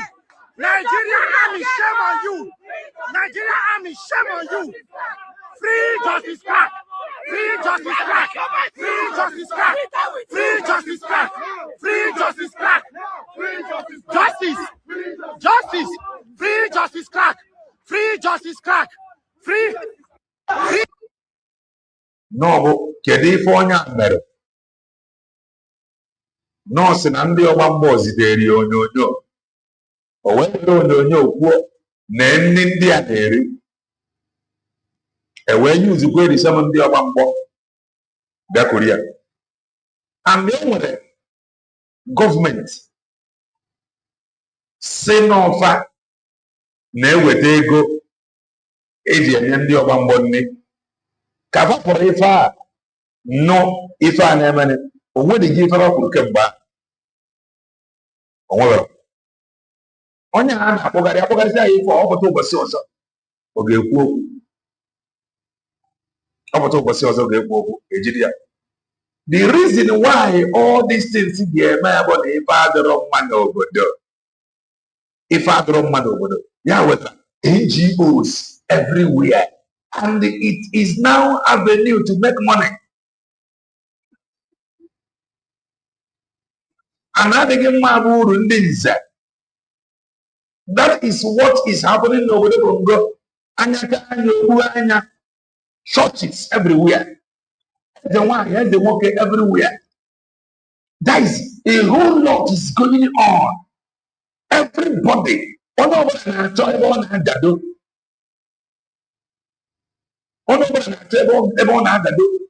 Difficult even a righteous man.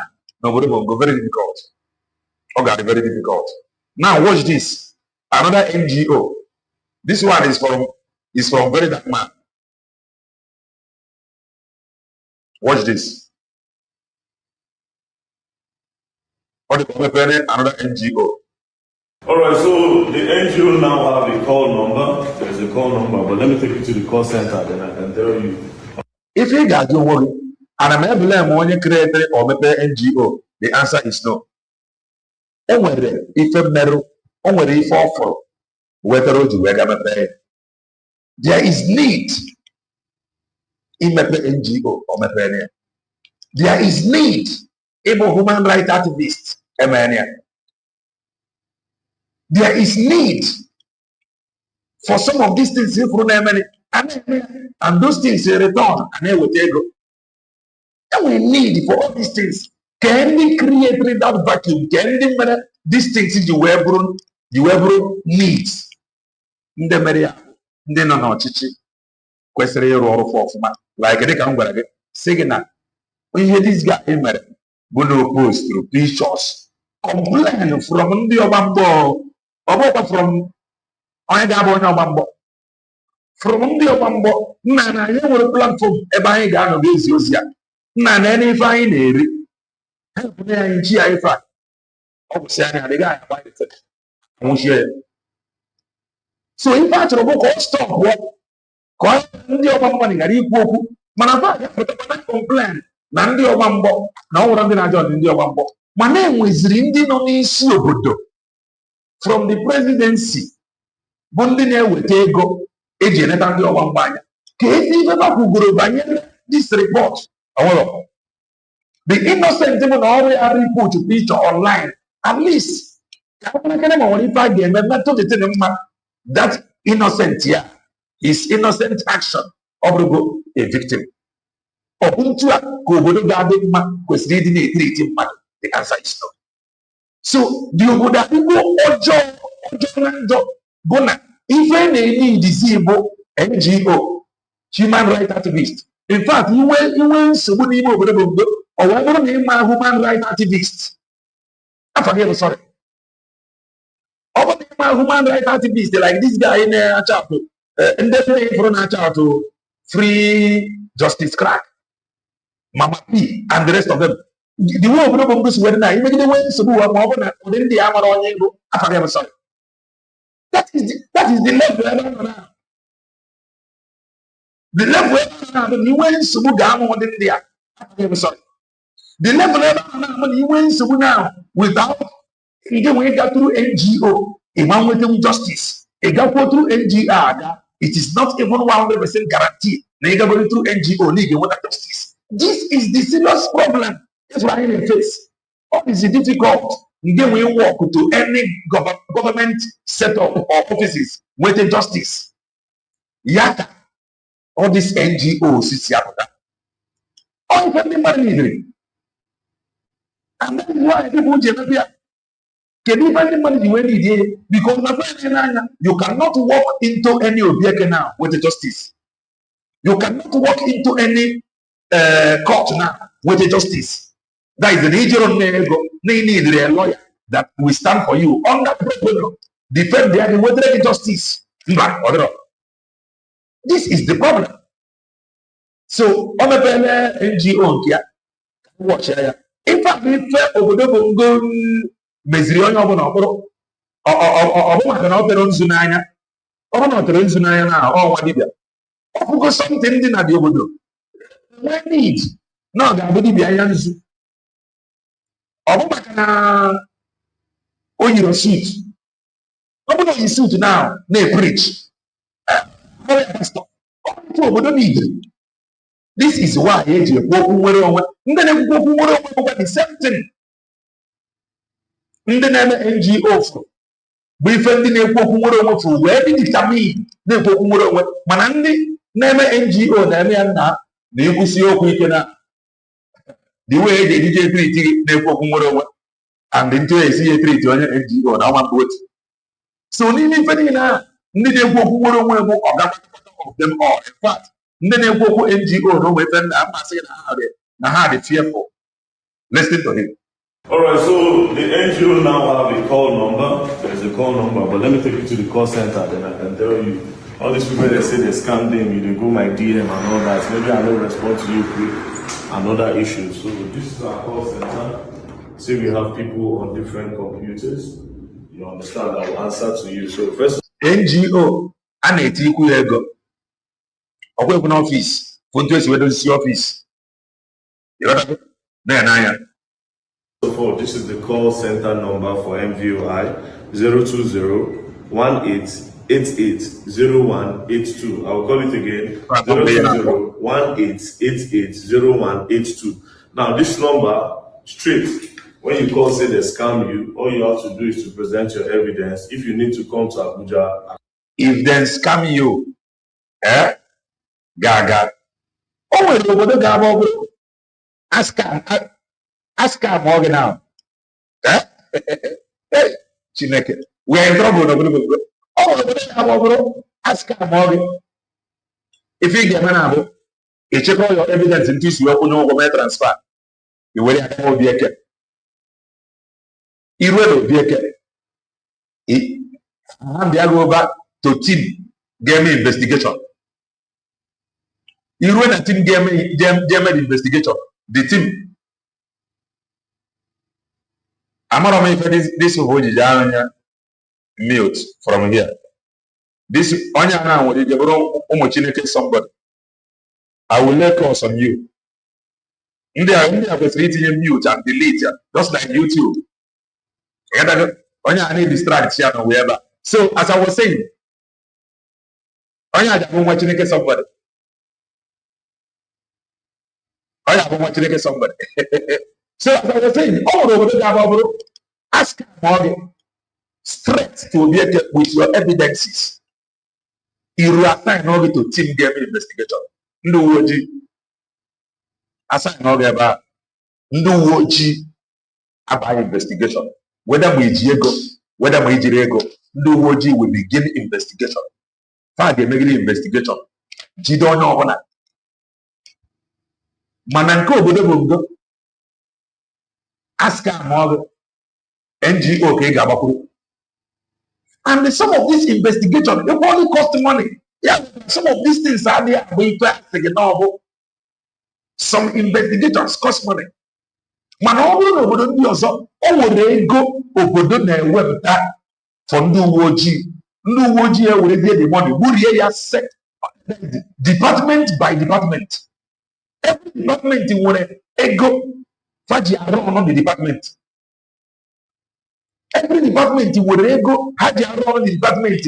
Ego government went out.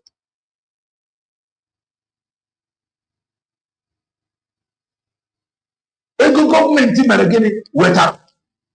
Mananka able Obieke Efelola. A man do Obieke. Even Obieke bagging a goni get with that. Before I be a playing investigator. I'm sorry. In fact, somebody can say, whenever any investigator. Onya to him investigate and went on the phone. ị ga na ebe na onye ahụ eje setụlụ wit ndị uwe ojii naba nke nwa ndị na-achọ investigeshọn ebe ebe a emeghịkwa okwu n'iru ịwa investigate 2 years 3 years 4 years until ike agwụrụ gị awa. This is the problem. Ihe anyị bụrụ ihe a na-abụ ya ka m ji agwa gị na gọọmenti bụ the head of everything. Mana ihe a na-abụ need for n'anya for them we need for it. People with problem. Mgbe ọ bụ ịma nweta ndị justice na obi eke kwesịrị n'otu kwesịrị ịdị. So ndị a na-anọ n'ọrụ n'anya for need with their link na the same corrupt system. Ịbịa fact ya wetara fancha niile ọ dị difficult ịga na some of these NGOs. If we are not organized, 100% free without ego or without sponsor from anywhere. How difficult. So some of these things that they are see if I have every now borrow government in our from Obieke. Ige nwe ego. Kezi ka mmadụ onye scam ego ya na. Scam ego ni na account ya. Ke ka onye a ga-esi wete justice ka recover ego back. No way.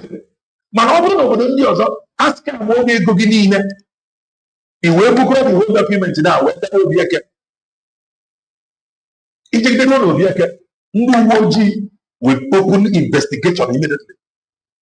Fag agagide okwu ya jide onye agbụrụ wayo ejide onye ahụ onwe nke o rifọba enye gị ya onwe nke ọ na-akwụ ọkwụọ aka ihe metụwa ya nga mana n'obodo ụdị ife ahụ adịrị na Obieke enwere NGO where you will go to complain and then that their connection their contact is limited. How will power to solve all the problem? Then what you that government did you ever find? You will touch and never their own. What did you never their own? If I have a problem, then nobody will go. This is the problem we are facing. This is what Bongolian parties need. Because when they will open investigation without thinking what a year ago. Nobody will listen to you. The same people want to suffer. The same people I go and go. They are the same people. Now, watch this. I will let you know if there's something work want do online. I will let you know. Your community don't get water. You understand? You call. Your community don't get water. You call. There's a primary school that's dilapidated. You call. That's what a primary school need if I know or government. If I know or government. When a government is here, a great NGO. If Casey is in a ego against you, then I don't get school. Not free.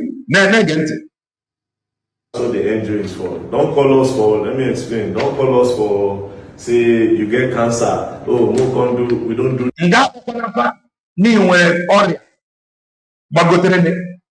Don't call them for cancer. On a hand, cancer now. Can you put your bottle society? Too much. One ever I don't know. Need treatment. Can the federal hospital now with a treatment almost free of charge? So now, cancer no we end up. Manage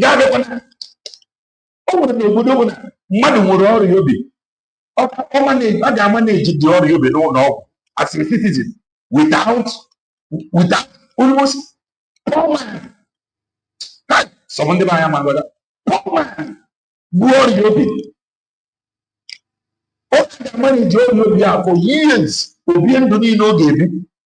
This year poor man that manage you, I got manage the poor man. No, poor man, no. I got manage you, manage you, be no baby, no what. Man, I discover that is your if I forget your hand. Man, no more than some of the as a citizen. There is no problem. For the fact that is ready, if follow the instructions of the doctors, you are covered. Dialysis again, we will have the same over. Seeing call for citizen. Man over there, other than and then for free. Gaba. This is the problem. Government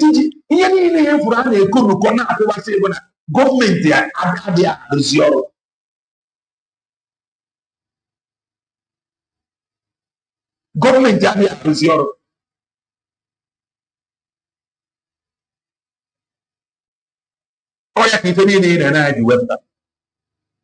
government in our role. You don't need all this stuff. No, we don't have role. When you don't need any complaint, and with government office, it got complaint. They are going to take up your case. Around the Ghana General Hospital with your card. Ghana, never go Ghana. Man over the bungo. NGO, negative. Do that to the NGO. We don't do health issues. Or your picking no get school fees. We don't do that. Your school, ain't want school fees. Now NGO, father, if I about government, if I know you go see, no one could ever. When a government question, even no, like USB declared. Into a USB declared of the Congress where down now. Whenever create a WhatsApp group, if you are confused, if you have questions, come in and they ask.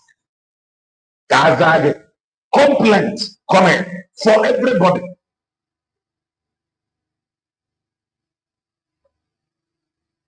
Negative. Do you understand? Or empowerment? No, empowerment is my own show. It's what I do with my own money. It's not for the NGO to do. You understand? And also, you can call us when there's an emergency. Maybe there's insecurity in a particular area. We will go do well to alert the police. Quick response. Call them over when any security emergency. Fast, call them. So that they offer their job to alert the authority. That is the only way for it.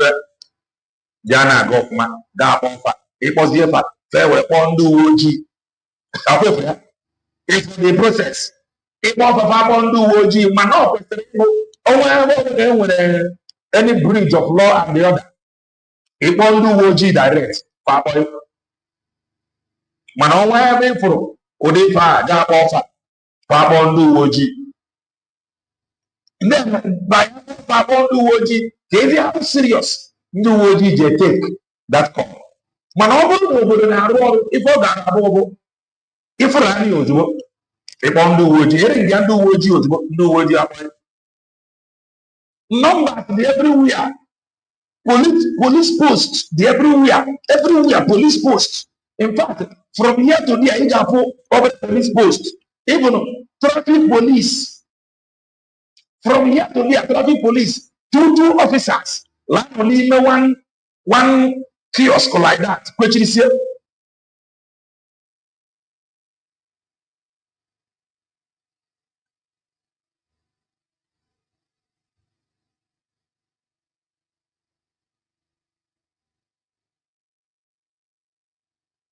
Let's continue to watch. You understand? We will do well to alert the police.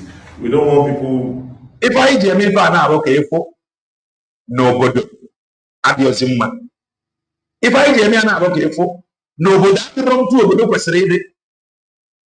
Flora, no. Wrong to a good question. Yeah, at times when I see this blame, oh, pastor, this pastor, oh, my pastor can show no, oh, my pastor. Abroad, only, what the only book, only COG. I'm a river and a son, say, Lydia. I will put a new bodo, the monk, and then on the pastor. na-emekwa ya kpụkwa ndị befa akwa ife mere pastọ obido pastọ ọjọọ bụ ana adịghị mma and ana adịghị mma ahụ bụ ife mere ndị ya ji emepesi all these things. All the NGOs enwere need for it. Kedu ife weta ada need ji wee dị na the government emeji ife ha kwesịrị ime skuul ka a na-ekwu okwu ya school. Waiting outside the gate. If you go stay outside the gate of this NGO, no go answer you, nobody will send you. That's why there's a call number. Because people when they did the estate, they complain, say people declare for them and they don't like it. So I don't have any other option. That's why we have a call center, just like MTN. You understand? So there's a call center. So just call, they will handle you properly. We have 1, 2, 3, 4. So they will take down the problem. You see, this is what we call structure. We have a proper structure. And also, how do I pay all these people? You see, I just found out about the Treasury bill recently, which we had to move 100 million from the NGO money, from the NGO to put it in the Treasury bill. So that money is going to give us about how many percent every 3 months. So that is what we use in paying the staff, not just the staff. As I speak to you now, there are like 3 persons. There are like 3 people that are in charge of the borehole drilling in different states. In just alone, they did just for like how many days? When the insecurity started, they had to come back, but they've gone back. Now, after that place in Jos, they still go to another community again to do. So if your community don't get, once you alert them, once you alert us, you call us, we will send people there. You understand? It's called proper structure. So we have a lot of staff, they are building in.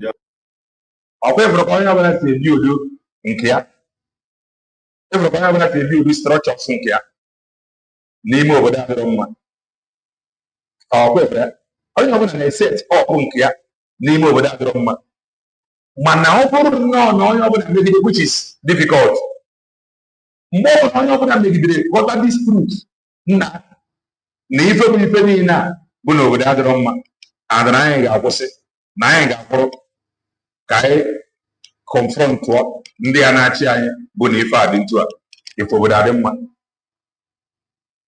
mana for the fact na ụdị ife a adịrọ everybody adịnwa busy na-eseti na-edozi iru ọrụ ya n'obodo ahụ adị mma ọ dị very difficult to speak in one voice. In fact, onye nwere structure nke ya ịpụtakwu okwu nwere onwe onye nwere structure nke ya ya adịghị ngarapụ ya na ọ nwere ife a ga-eme obodo a metụ ya mma. This is the problem and the danger dịrị ụmụ ife dị na anyị fụrụ emere. Pastọ ama nkwe ka obodo dị mma maka ọ marago na ọ dị mma na of business.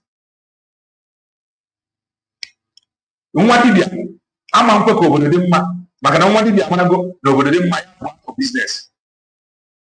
Ndị NGOs same ka ezi ndị ga-apụtazi kwuoro anyị ọnụ anyị obodo anyị dị mma ọ bụ spirit ọ bụ spirit. So everybody is setting up his or her structure if it boils down to n'obodo adịrọ mma na onye ọbụla na-ebi nwere onwe mana mmadụ na-ga-apụta ikwu okwu nwere onwe mgbe ọ bụla onye ọbụla dị nwa busy na-set up his or her own structures.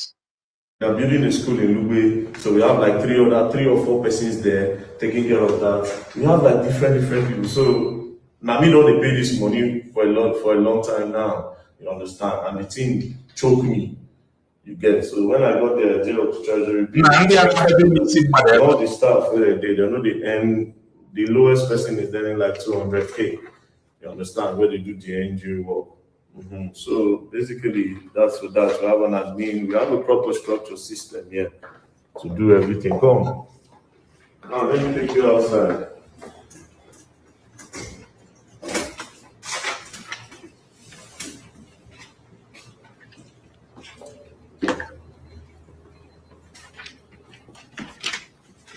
I think the NGO have like 3 cars. These 3. They have 2 trucks here. 1 truck doing the borehole. Because only 1 truck no fit dey work. As they do work here, if they do renovation of school, if they do building of school for another place. Office is very clear. This one is for the service. This one is for in-house service. Okay, say they won't go buy something, they won't write petition, they need to go and submit the petition to the police. It's like a service car for the NGO. As you can see, MVOI is written on it. Now, this thing is like 10 million naira. I'll just say approximately with everything we have done inside, cost like 10 million naira.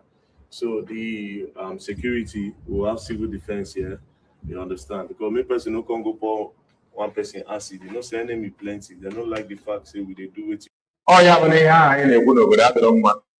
Oh yeah, when they just said, oh, very far. Then I call this one call this one.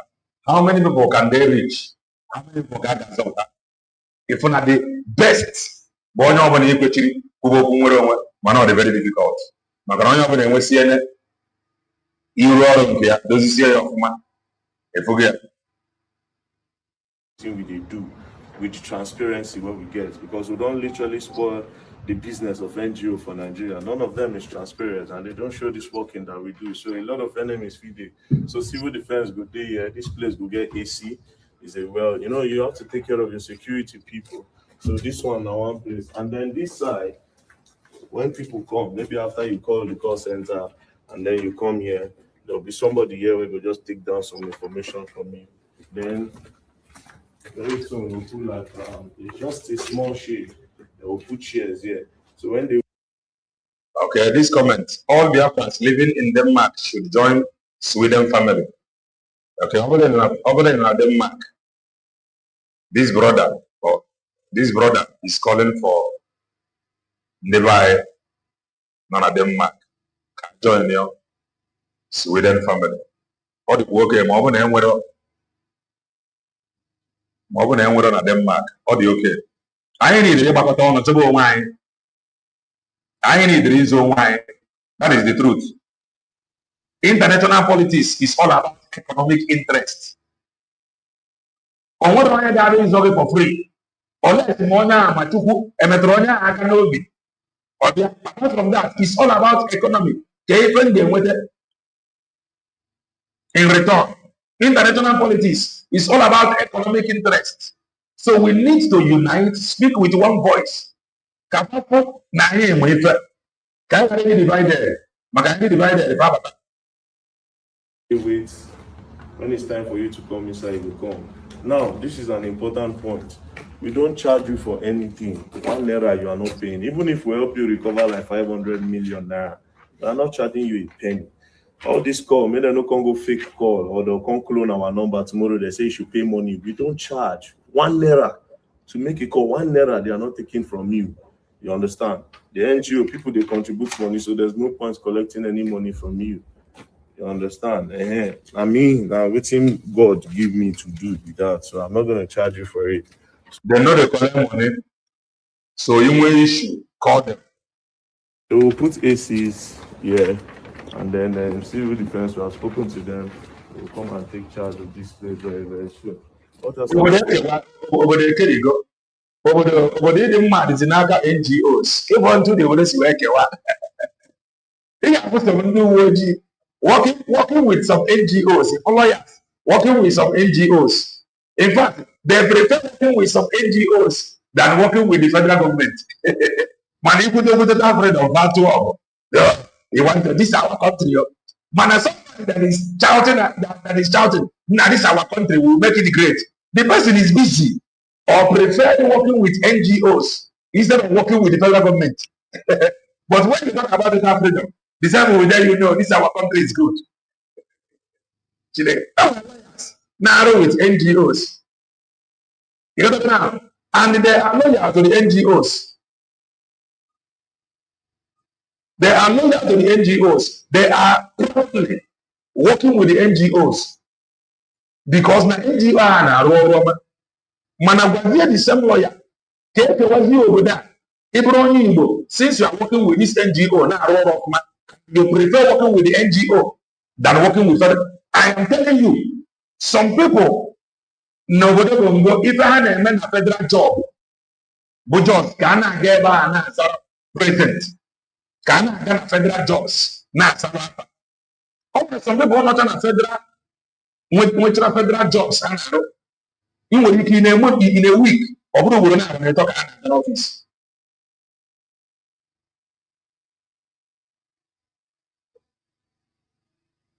Or then they're not a federal job now. Over 3 times a week, Maniro and these NGOs, far the lawyer, la roll of man with the NGOs. Maneba such people, take what you over that. At least can this NGO no Biafran nation. Onya has taken back. In that reason now, then there, can protect. So can this NGO structure? People this year serve who over the need. People non NGO, you could open one get deliver. If our NGO and deliver your man, you could open one budget. If I was self-centered people and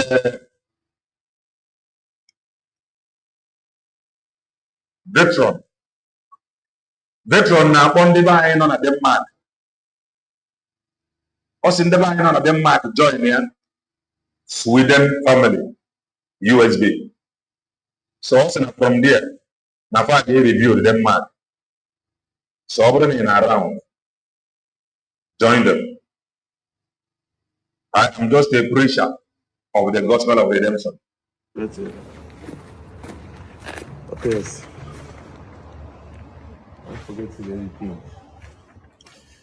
Yeah, so the NGO is not paying me.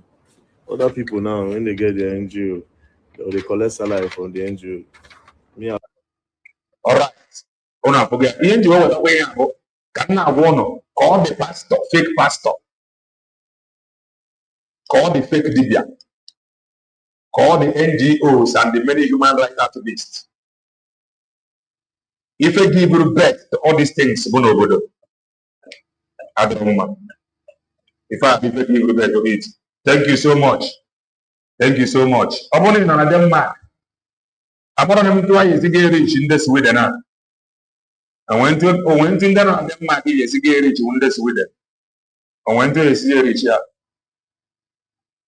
I went to see rich here.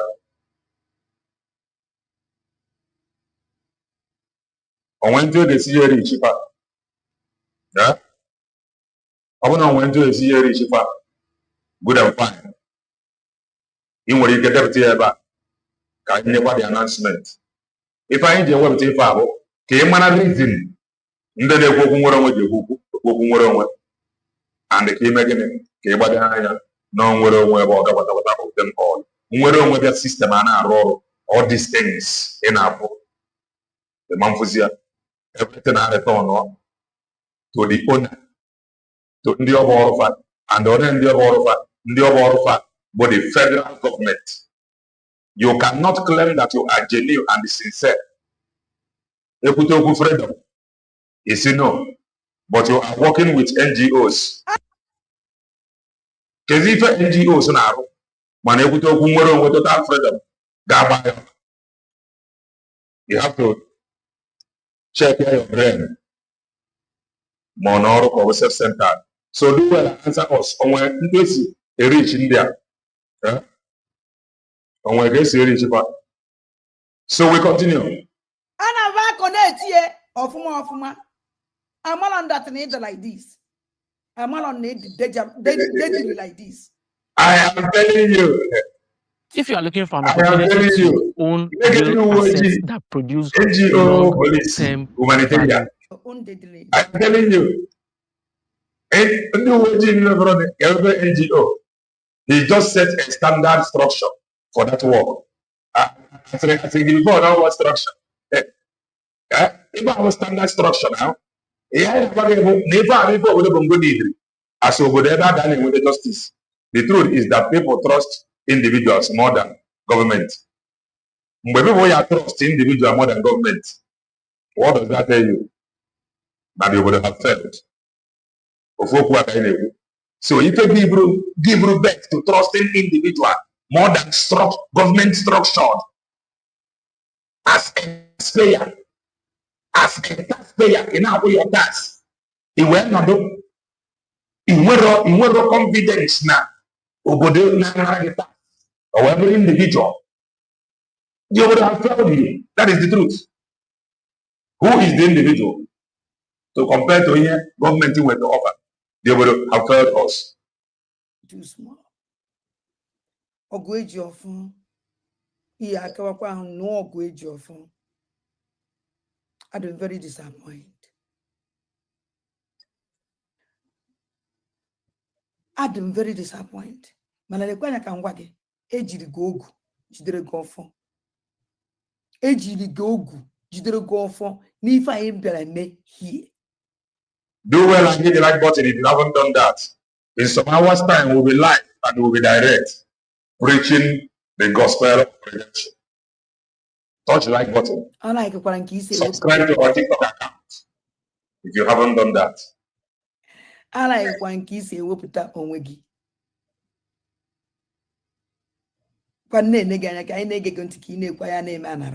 Subscribe to our TikTok account via this link.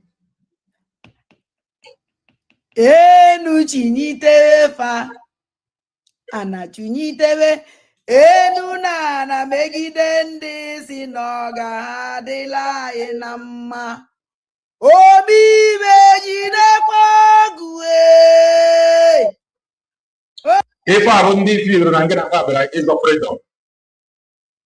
A matter of if I absorb their own. If you the half of we're gonna have a freedom fighter, oh, we are formidable. You want to more.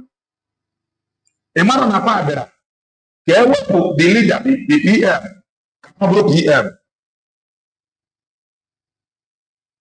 they lie to you. Now, father, I'm gonna more. They deceived many. Yet this WhatsApp group, the USB created, were very, very important. Go and ask your question. Kafanya the answers. Makanandi American believe one about they deceived many in believing that na memo misery in less than 24 hours or 72 hours, and the case may be. They made some of you to believe now that memo to advance the struggle, and you were deceived and lied to. You believe them. They went ahead and made you to believe. Namaze Panjoko, whom we know, sued Dr. Ngozi Orbede. Some people fought for it. They made you to believe. Nidri, he created by law outside that Maze Panjoko have created. And you believed it. They made you to believe that they must become APM. They must become PM after 3 months. Now, PM. No, that is easy. Now we sign all documents. They made you to believe so. And you believed. And they have become the PM. And it is now more than 3 months. How many documents has Kapasa? No. They made you to believe now asking for financial report to wait fight.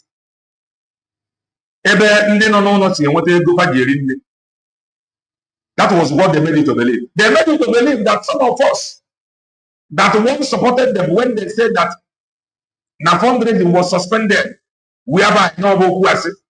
They made you to believe after some of us na so they lied to you. The reason why you say about coordinated to fulfill their own agenda, you bought it, thinking that they meant well. Until now, even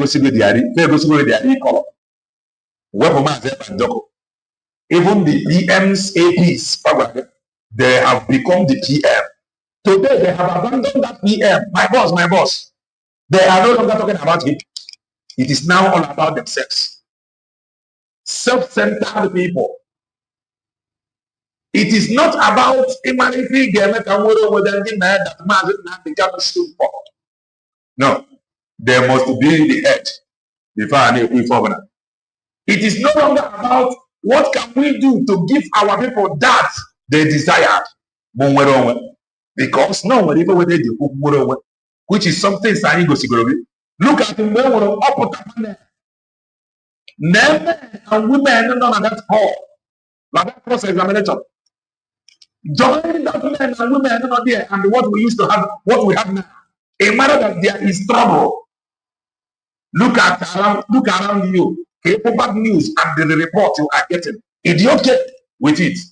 These things are evidence that we would have told you. Then And when this number of churches, even now, and when then, all the then when it's not this many. Then when did that? Malana, yes. So a whole lot is going on. Even now, one time work will be have abandoned party in Koso. I'm not going to another party. Why are you running all these things? Over the wrong man. Over the wrong man. And it is dealing with us. Let's watch these people that lie to you. Make it you believe on the pan at all. Or what everything over the pan you were to say that is still standing today. If any never Nambidis, or what any of them parliament today, they have succeeded in abandoning everything. My boss, you can no longer hear my boss, none of that. You can no longer hear army, none of that, fundraising. You can no longer hear protecting of the land, none of that. They have lied and deceived men in Dubai. And that is why, or the reason he did that join that WhatsApp group, starting from our Greek. God, then we reason, find Chani energy where God for the declaration. And that document, the question is that I do my join the ask them. In the document here, they have access to your question.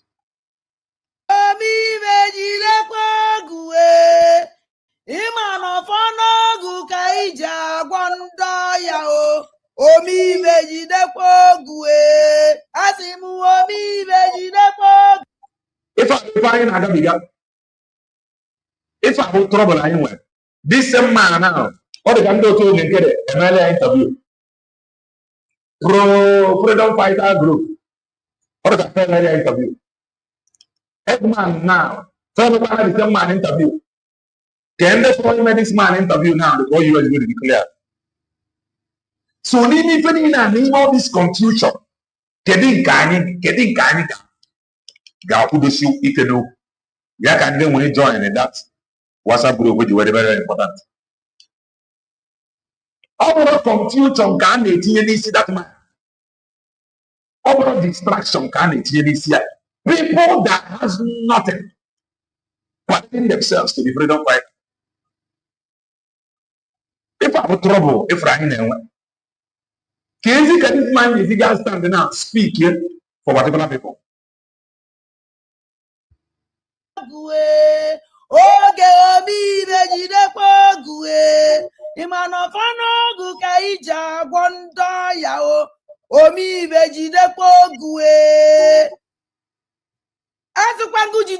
And now they are no longer telling you anything about Mazi Simon Eber's case.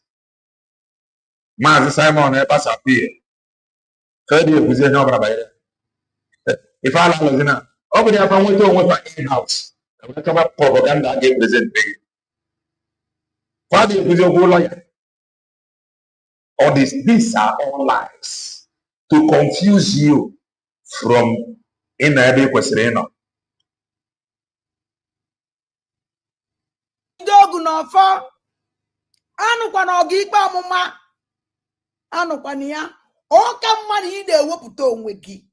Hey, Biafran government. Mana that Biafran was an unobi. Ka one person. When you go see a child, Biafran government. Just today. What happened? Just joy what happened. And an envy man. And a jealous man, only the jealous, envy and jealous somebody, destroy your own or stop on any phone name. Because Onya can go any length to destroy us with no problem. Now, Pak, we are waiting for you. 2.5 weeks ago, everything was just perfect and normal. What changed? Why the only thing that changed the one I had to give financial reports. We don't want to go back to what happened 2.5, 3 years ago. We know the fight we put on. We fought hard to make sure we normalize it. Now, this man is very clever. Nah, this man is very, very clever. I'm telling you. I put Bemonia the clever like this before. I'm telling This you. is my The guy is brutal. One guy who, even up to now, even up to now, how can I show to be clever? First time, come on, for a money to give a back. I'm telling you. The first time in my life. And I'm a to give a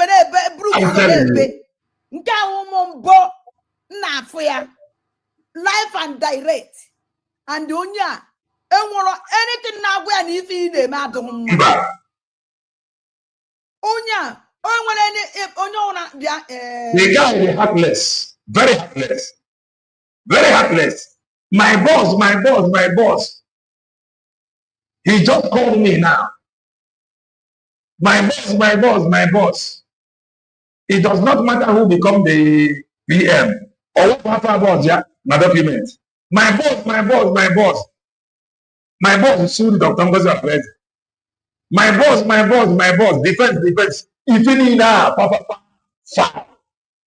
The guy man have abandoned everything. Even rejected his boss. The guy is brutal. For the who? Ikechukwu. Usikwe na platform mupo. Ena kwa akolo stream yard. Si na platform mupo. Oh na kunu siya support to ajife. Support to ajife. Mgbe this man pụtara ebe a na-ekwu ibe ọ na-ekwu nwere onye na-asị stop on do na agba na phone na sing na-eme. Biafra surprise. Obi anwụrụ ndị omu Biafra so obi adọrọ mana this rubbish this man me. Abịazie m ime ya analyze ọ na-asị m stop. Unu echere nwere time. Chana nwere time ibe ndị mmadụ ya ekwu n'ọnụ obere asịrị. Nnukwu asịrị ofu ọnwa. Obere asịrị izu ụka na onye kọrọ ọsị ya nọ. I can never be in a club and somebody envy and jealous person. You put that on everything upside down. Can even know what this man? Can even we on a do why? Do on why? Oh, I want to judge why? Because here's in the consign there is no problem. There is no problem. That is the truth. Then I won't change. Never changing even off with Rina contact here. Now complain or feel that she can actually do it. Or where raffle some number of followers. All the people that love you genuinely, not because all the people that love Galena TV genuinely, not because of people who but Napa Mataram sitting to see Query Mazer and Joko. Oh, if they didn't matter again. TV genuinely. Think of kind of now 137 for almost how many days? Subscribers. I think we are Manai with 9,000 plus followers na YouTube. Which ordinarily under 24 hours. Under 24 hours. People be serious. Everyone give 1,000 subscribers. But these things was the ego something. Why is it going to go get a phone? If you don't know to accord, if you don't know the handle where. To consign there is no problem. Oh no, when a problem in my own. Why you ask? Even on an article, why you ask and call about Tobiano, which means sort of email overthrow since many years ago. Or what is your opportunity you made that to overthrow? There's a man with here or Bebeziako group tower. Because I'm surprised. This man is this rubbish. You want to talk about rubbish? Rubbish! Serious dictation was driving me crazy, so I switched to whisper flow. Here's why I'll never go back. First, make sure you follow the numbers and follow that WhatsApp link for you to be able to ask your question. Make sure you follow them like this upcoming May 30th Biafra's Heroes Day. Make sure you follow them for that very program and grab your seats via the link. This man is like now. Among them, they will color you on color.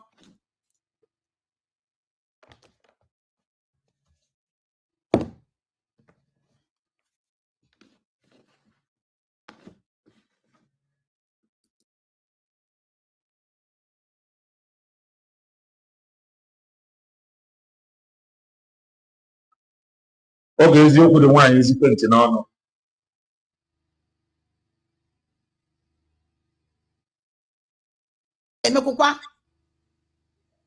Because this man has declared. Because for young man, he put up from that inside. But I call you and when he's and I want to hear. Want to surprise. And them surprise. And the other proud. No put this thing back. Be proud. Now blackmail somebody here. And inside his heart, someone even who is what to say. Pure lie.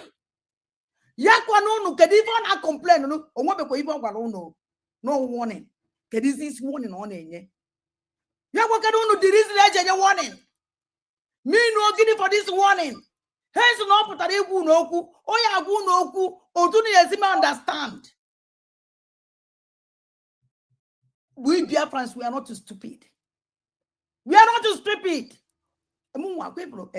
Na strong la mwa ha nwoka ha nwa. The job be there mama. You would know be. Man will be add the another iwe. Only also kwanya wulu. And when you can give anybody chance and struggle for this moment. Also one will not COS. Oh man, I can't mama to back. Muniana baby say yike. I don't give a damn. More than one or too much and this is struggle. We have suffered a lot. Yesterday, could day before yesterday, the fighter jet, the bomb boom to buy. This man not here for ya.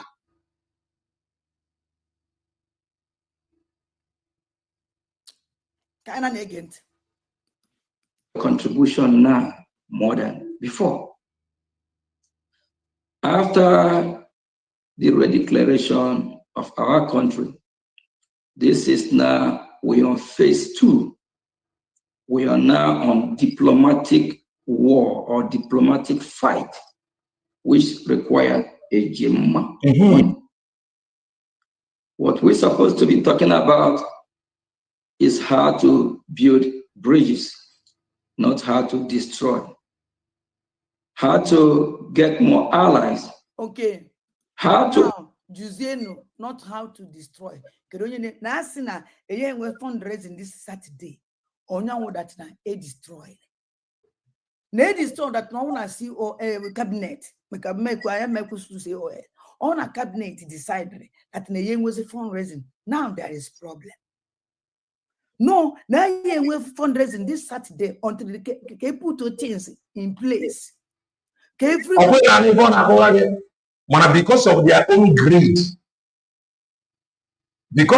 greed, they twisted it. Mama for it. So when we're on just again they have the perfect.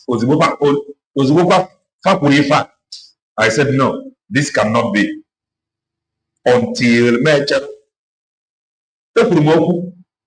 until Dr. Ngozi I said, oh, they twisted it to them when media. The chop 555. Kerepan juga support perubahan media.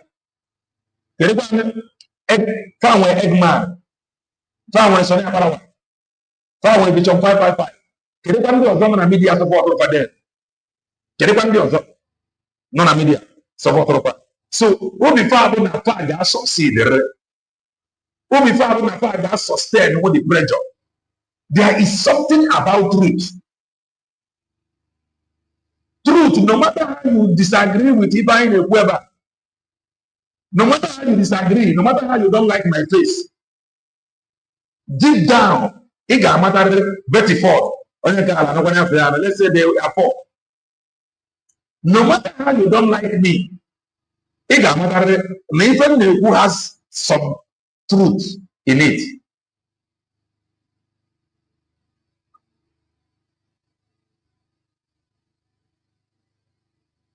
No matter how you hate me, when you listen, you will know that there is some truth. You may not like how we present it. That is understandable. When I want the truth, yeah. It is not about how many, no, yeah, but it's about the truth. It is contagious. The only way is to say the truth. Rapia. They can man. They can fuel. One day, the DOS. Getting the evidence you were against Mazep and some people don't like it there. But like we are saying, the dogs are saying something, you are asking for evidence. Today, they have no evidence against him. Who don't know propaganda? After Dr. Ngozi said who see the reason why the West can postpone no fundraising for this week. That was when my eyes opened. Manambia, they were busy issuing memo with Imam Madabo and the rest of them. It is not about crowd. It is about truth. Just like if no, you try to match it, or you try to manage it, or you try to suppress the media. No matter how you try to suppress before 24 hours, it got a relevant report somewhere that will vindicate that try to suppress. That is truth. If I don't them everywhere. So no matter how you try to oppress, suppress people, under 24 hours, it got a that is that. So no matter how you hate this truth, body can I have to go na government in exile. The name will ndi obato bie woputala ndu ye take over goes to the declaration committee. All of a sudden they raise the memo. They want to change everything. Their agenda of raising memo so that Kapawiki not in control. After raising memo, the same people are gonna appoint APL. The question one of the element do that who approved on women APL. After that, they raised the memo. The target is to remove myself and Dr. after 3 months to make him PM. Even in a plan, they know the plan. Based on these plans, now I'm going to make myself and Dr. I'm going to get blame.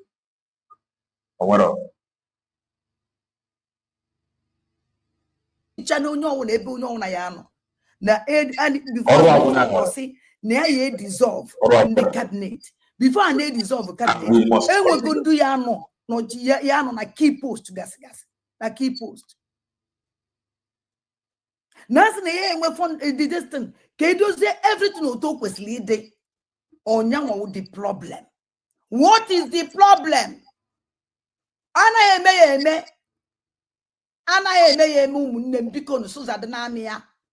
this man COS warning. Our company, Uchil, which is a fully integrated shipping company, and we have this cradle to grave philosophy. But even decided inside. COS, where there's a letter, COS, the only thing COS is not sign as COS. I don't know about when you sign. Why this manager will put in your warning? Unana haja what is going on. Unana say stop. Now dan dem and they get up. Nde mama and mama some stop. I will pay them time. And I'm even need. Stage I know one now. Need everybody. Stage I know. No one need everybody. this stage here now, stage of recognition.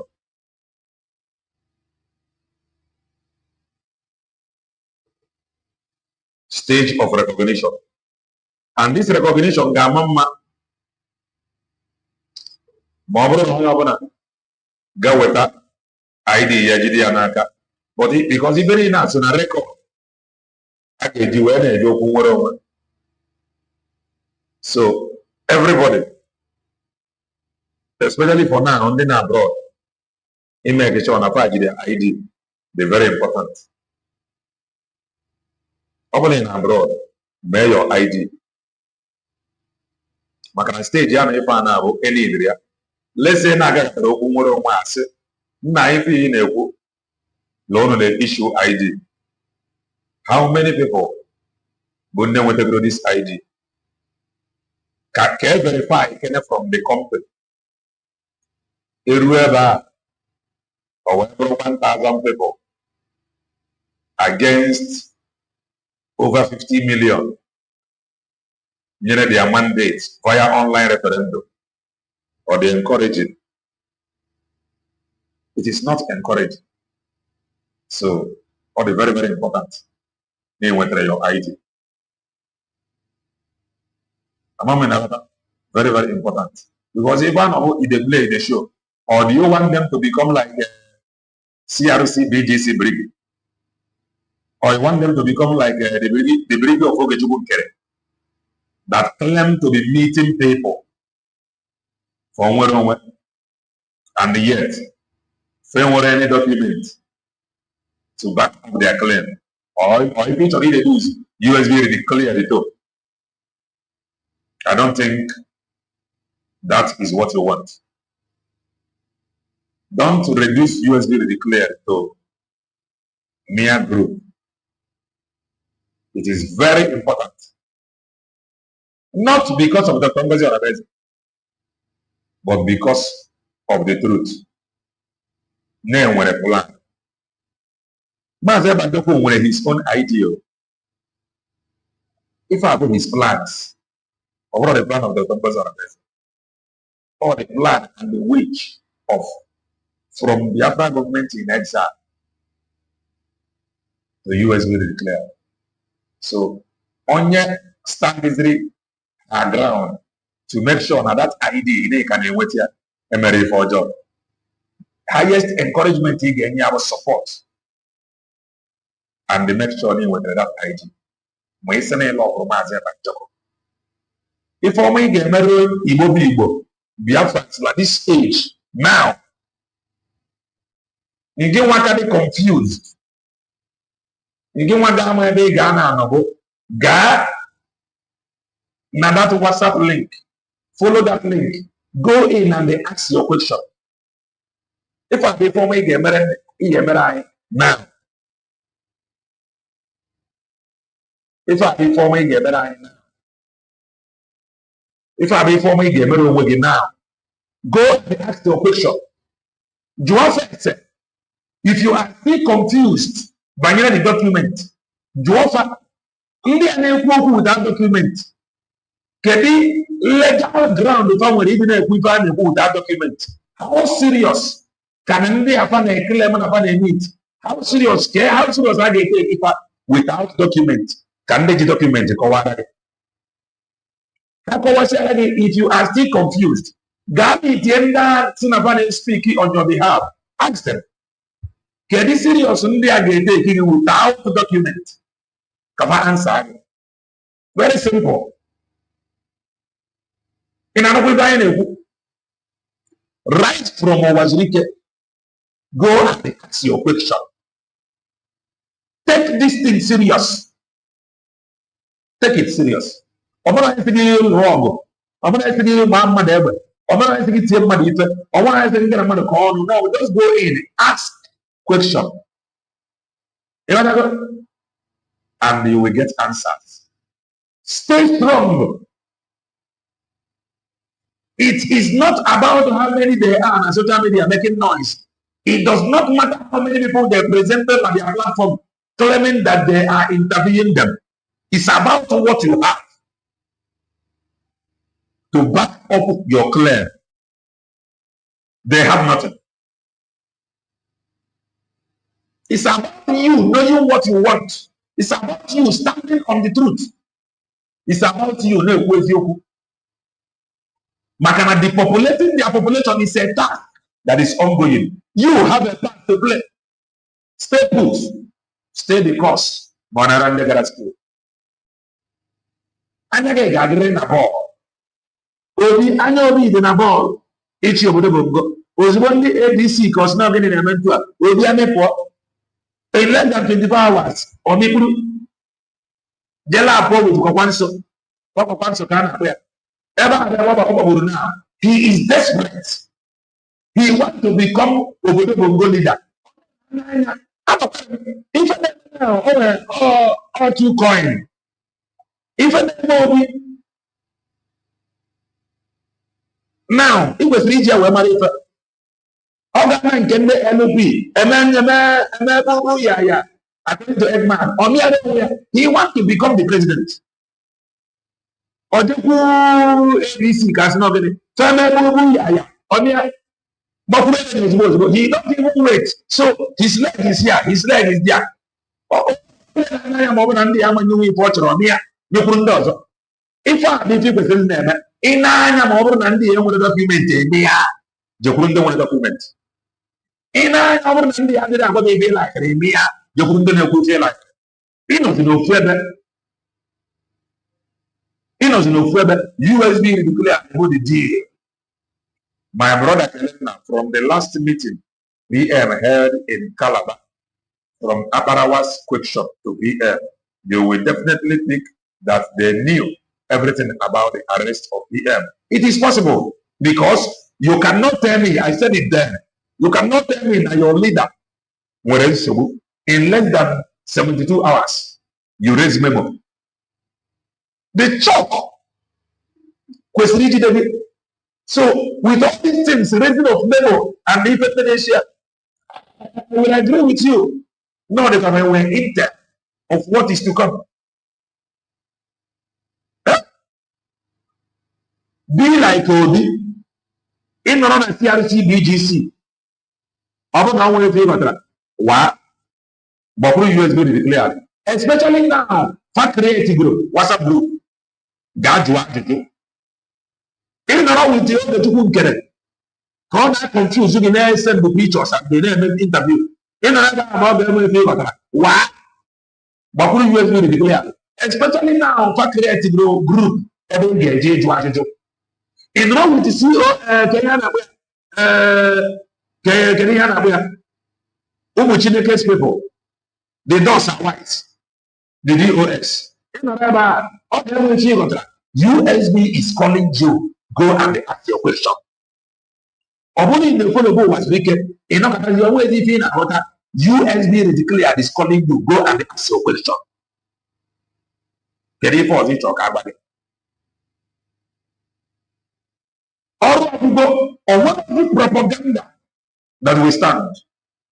Or what is the propaganda that we stand? And I saw, let me not pretend they are still about for it. Afromo, if Biafra unite,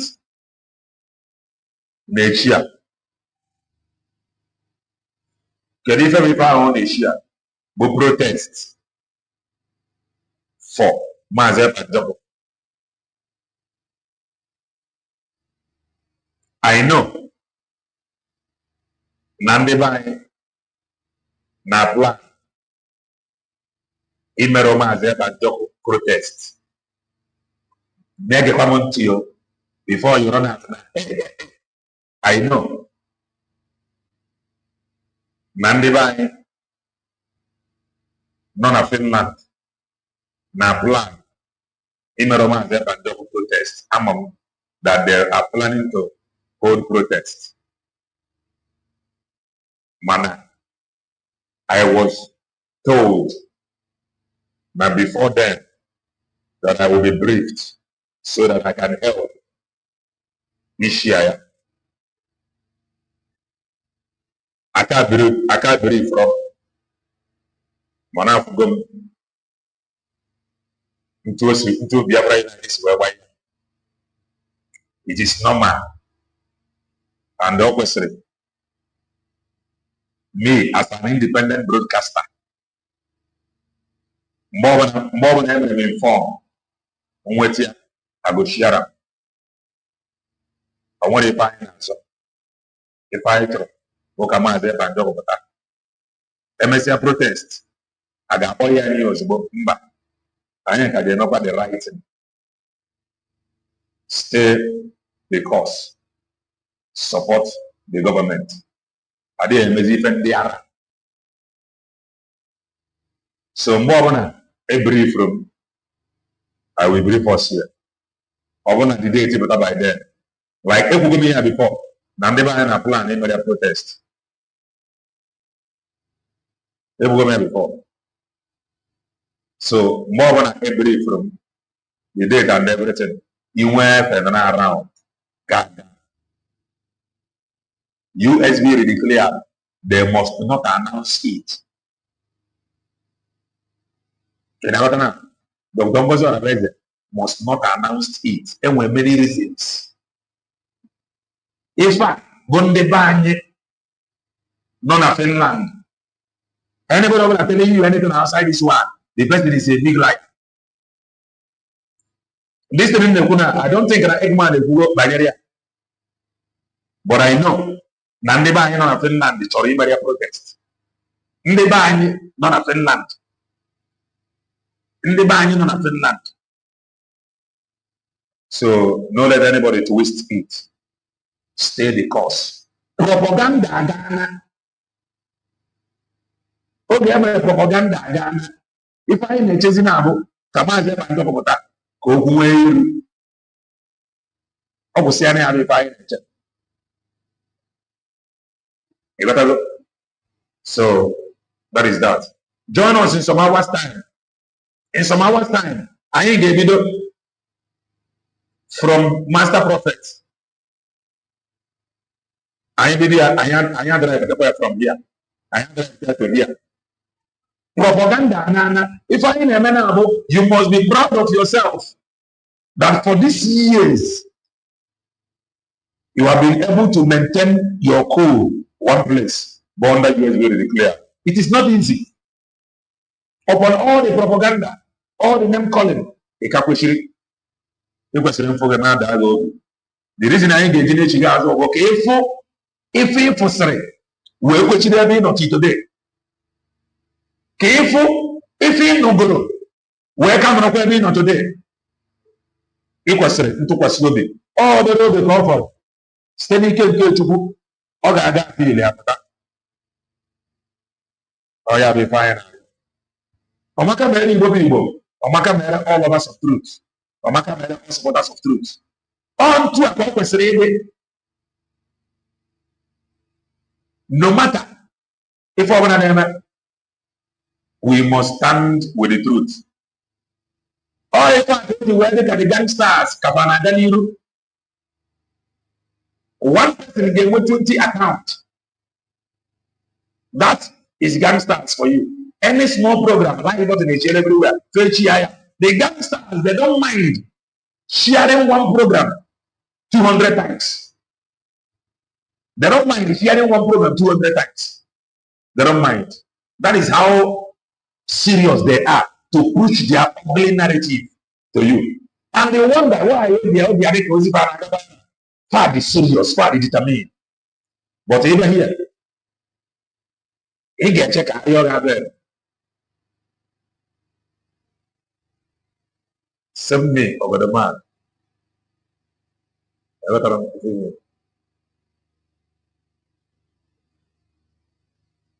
No retreat, no surrender. Thank you. Over the man. No retreat, no surrender. Anye gana ganiru. Stay the course. Question. No grief for anybody. The confusion and distraction will end there. Or when any distraction or confusion that will succeed now. I want they never want that distraction.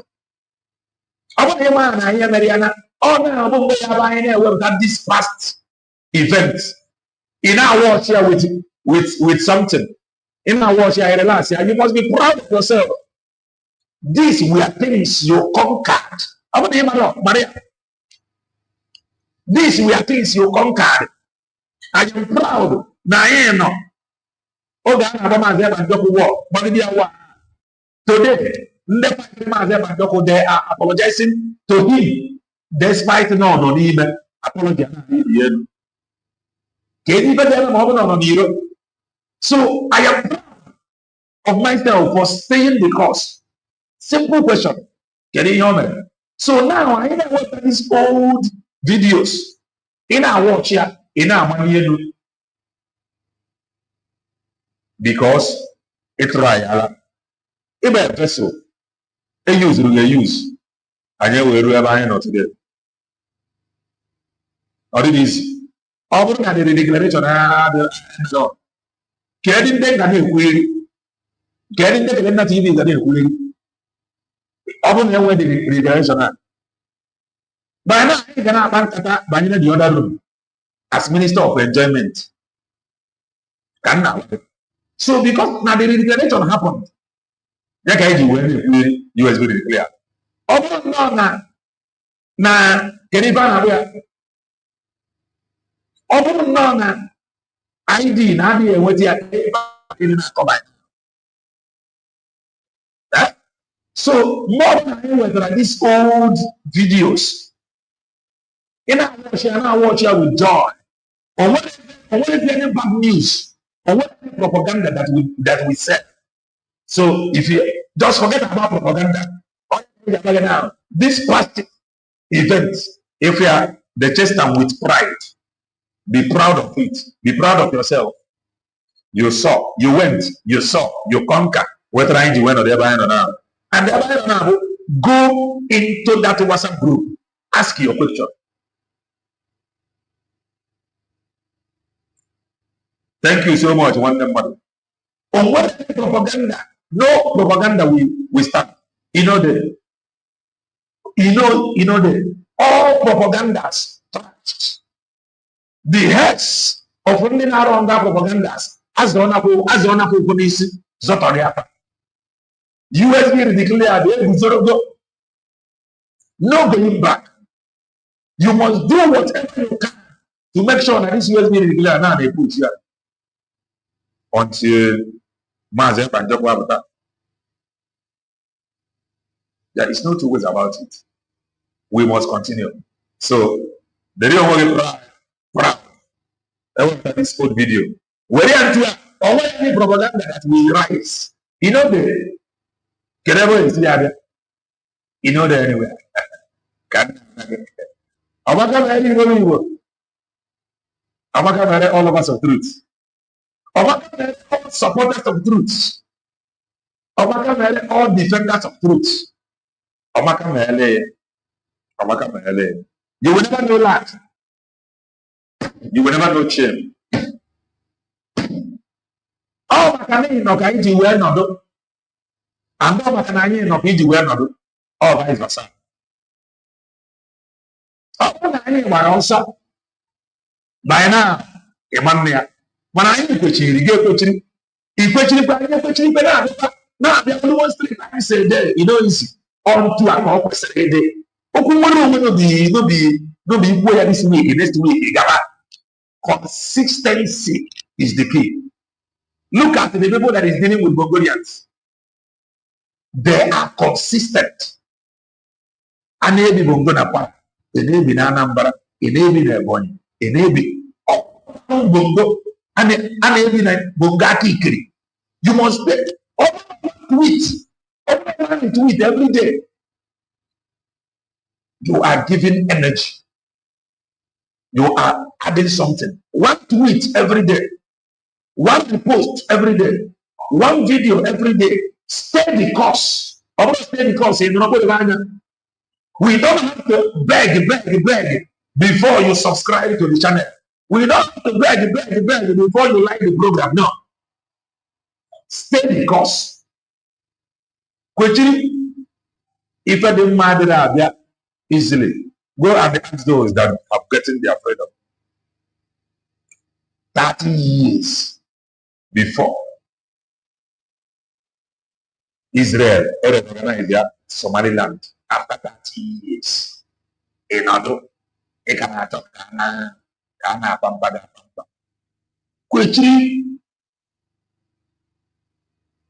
No grief for anybody. So join us in some hours time. I need a video from Master Prophet. Stay blessed. Bye for now.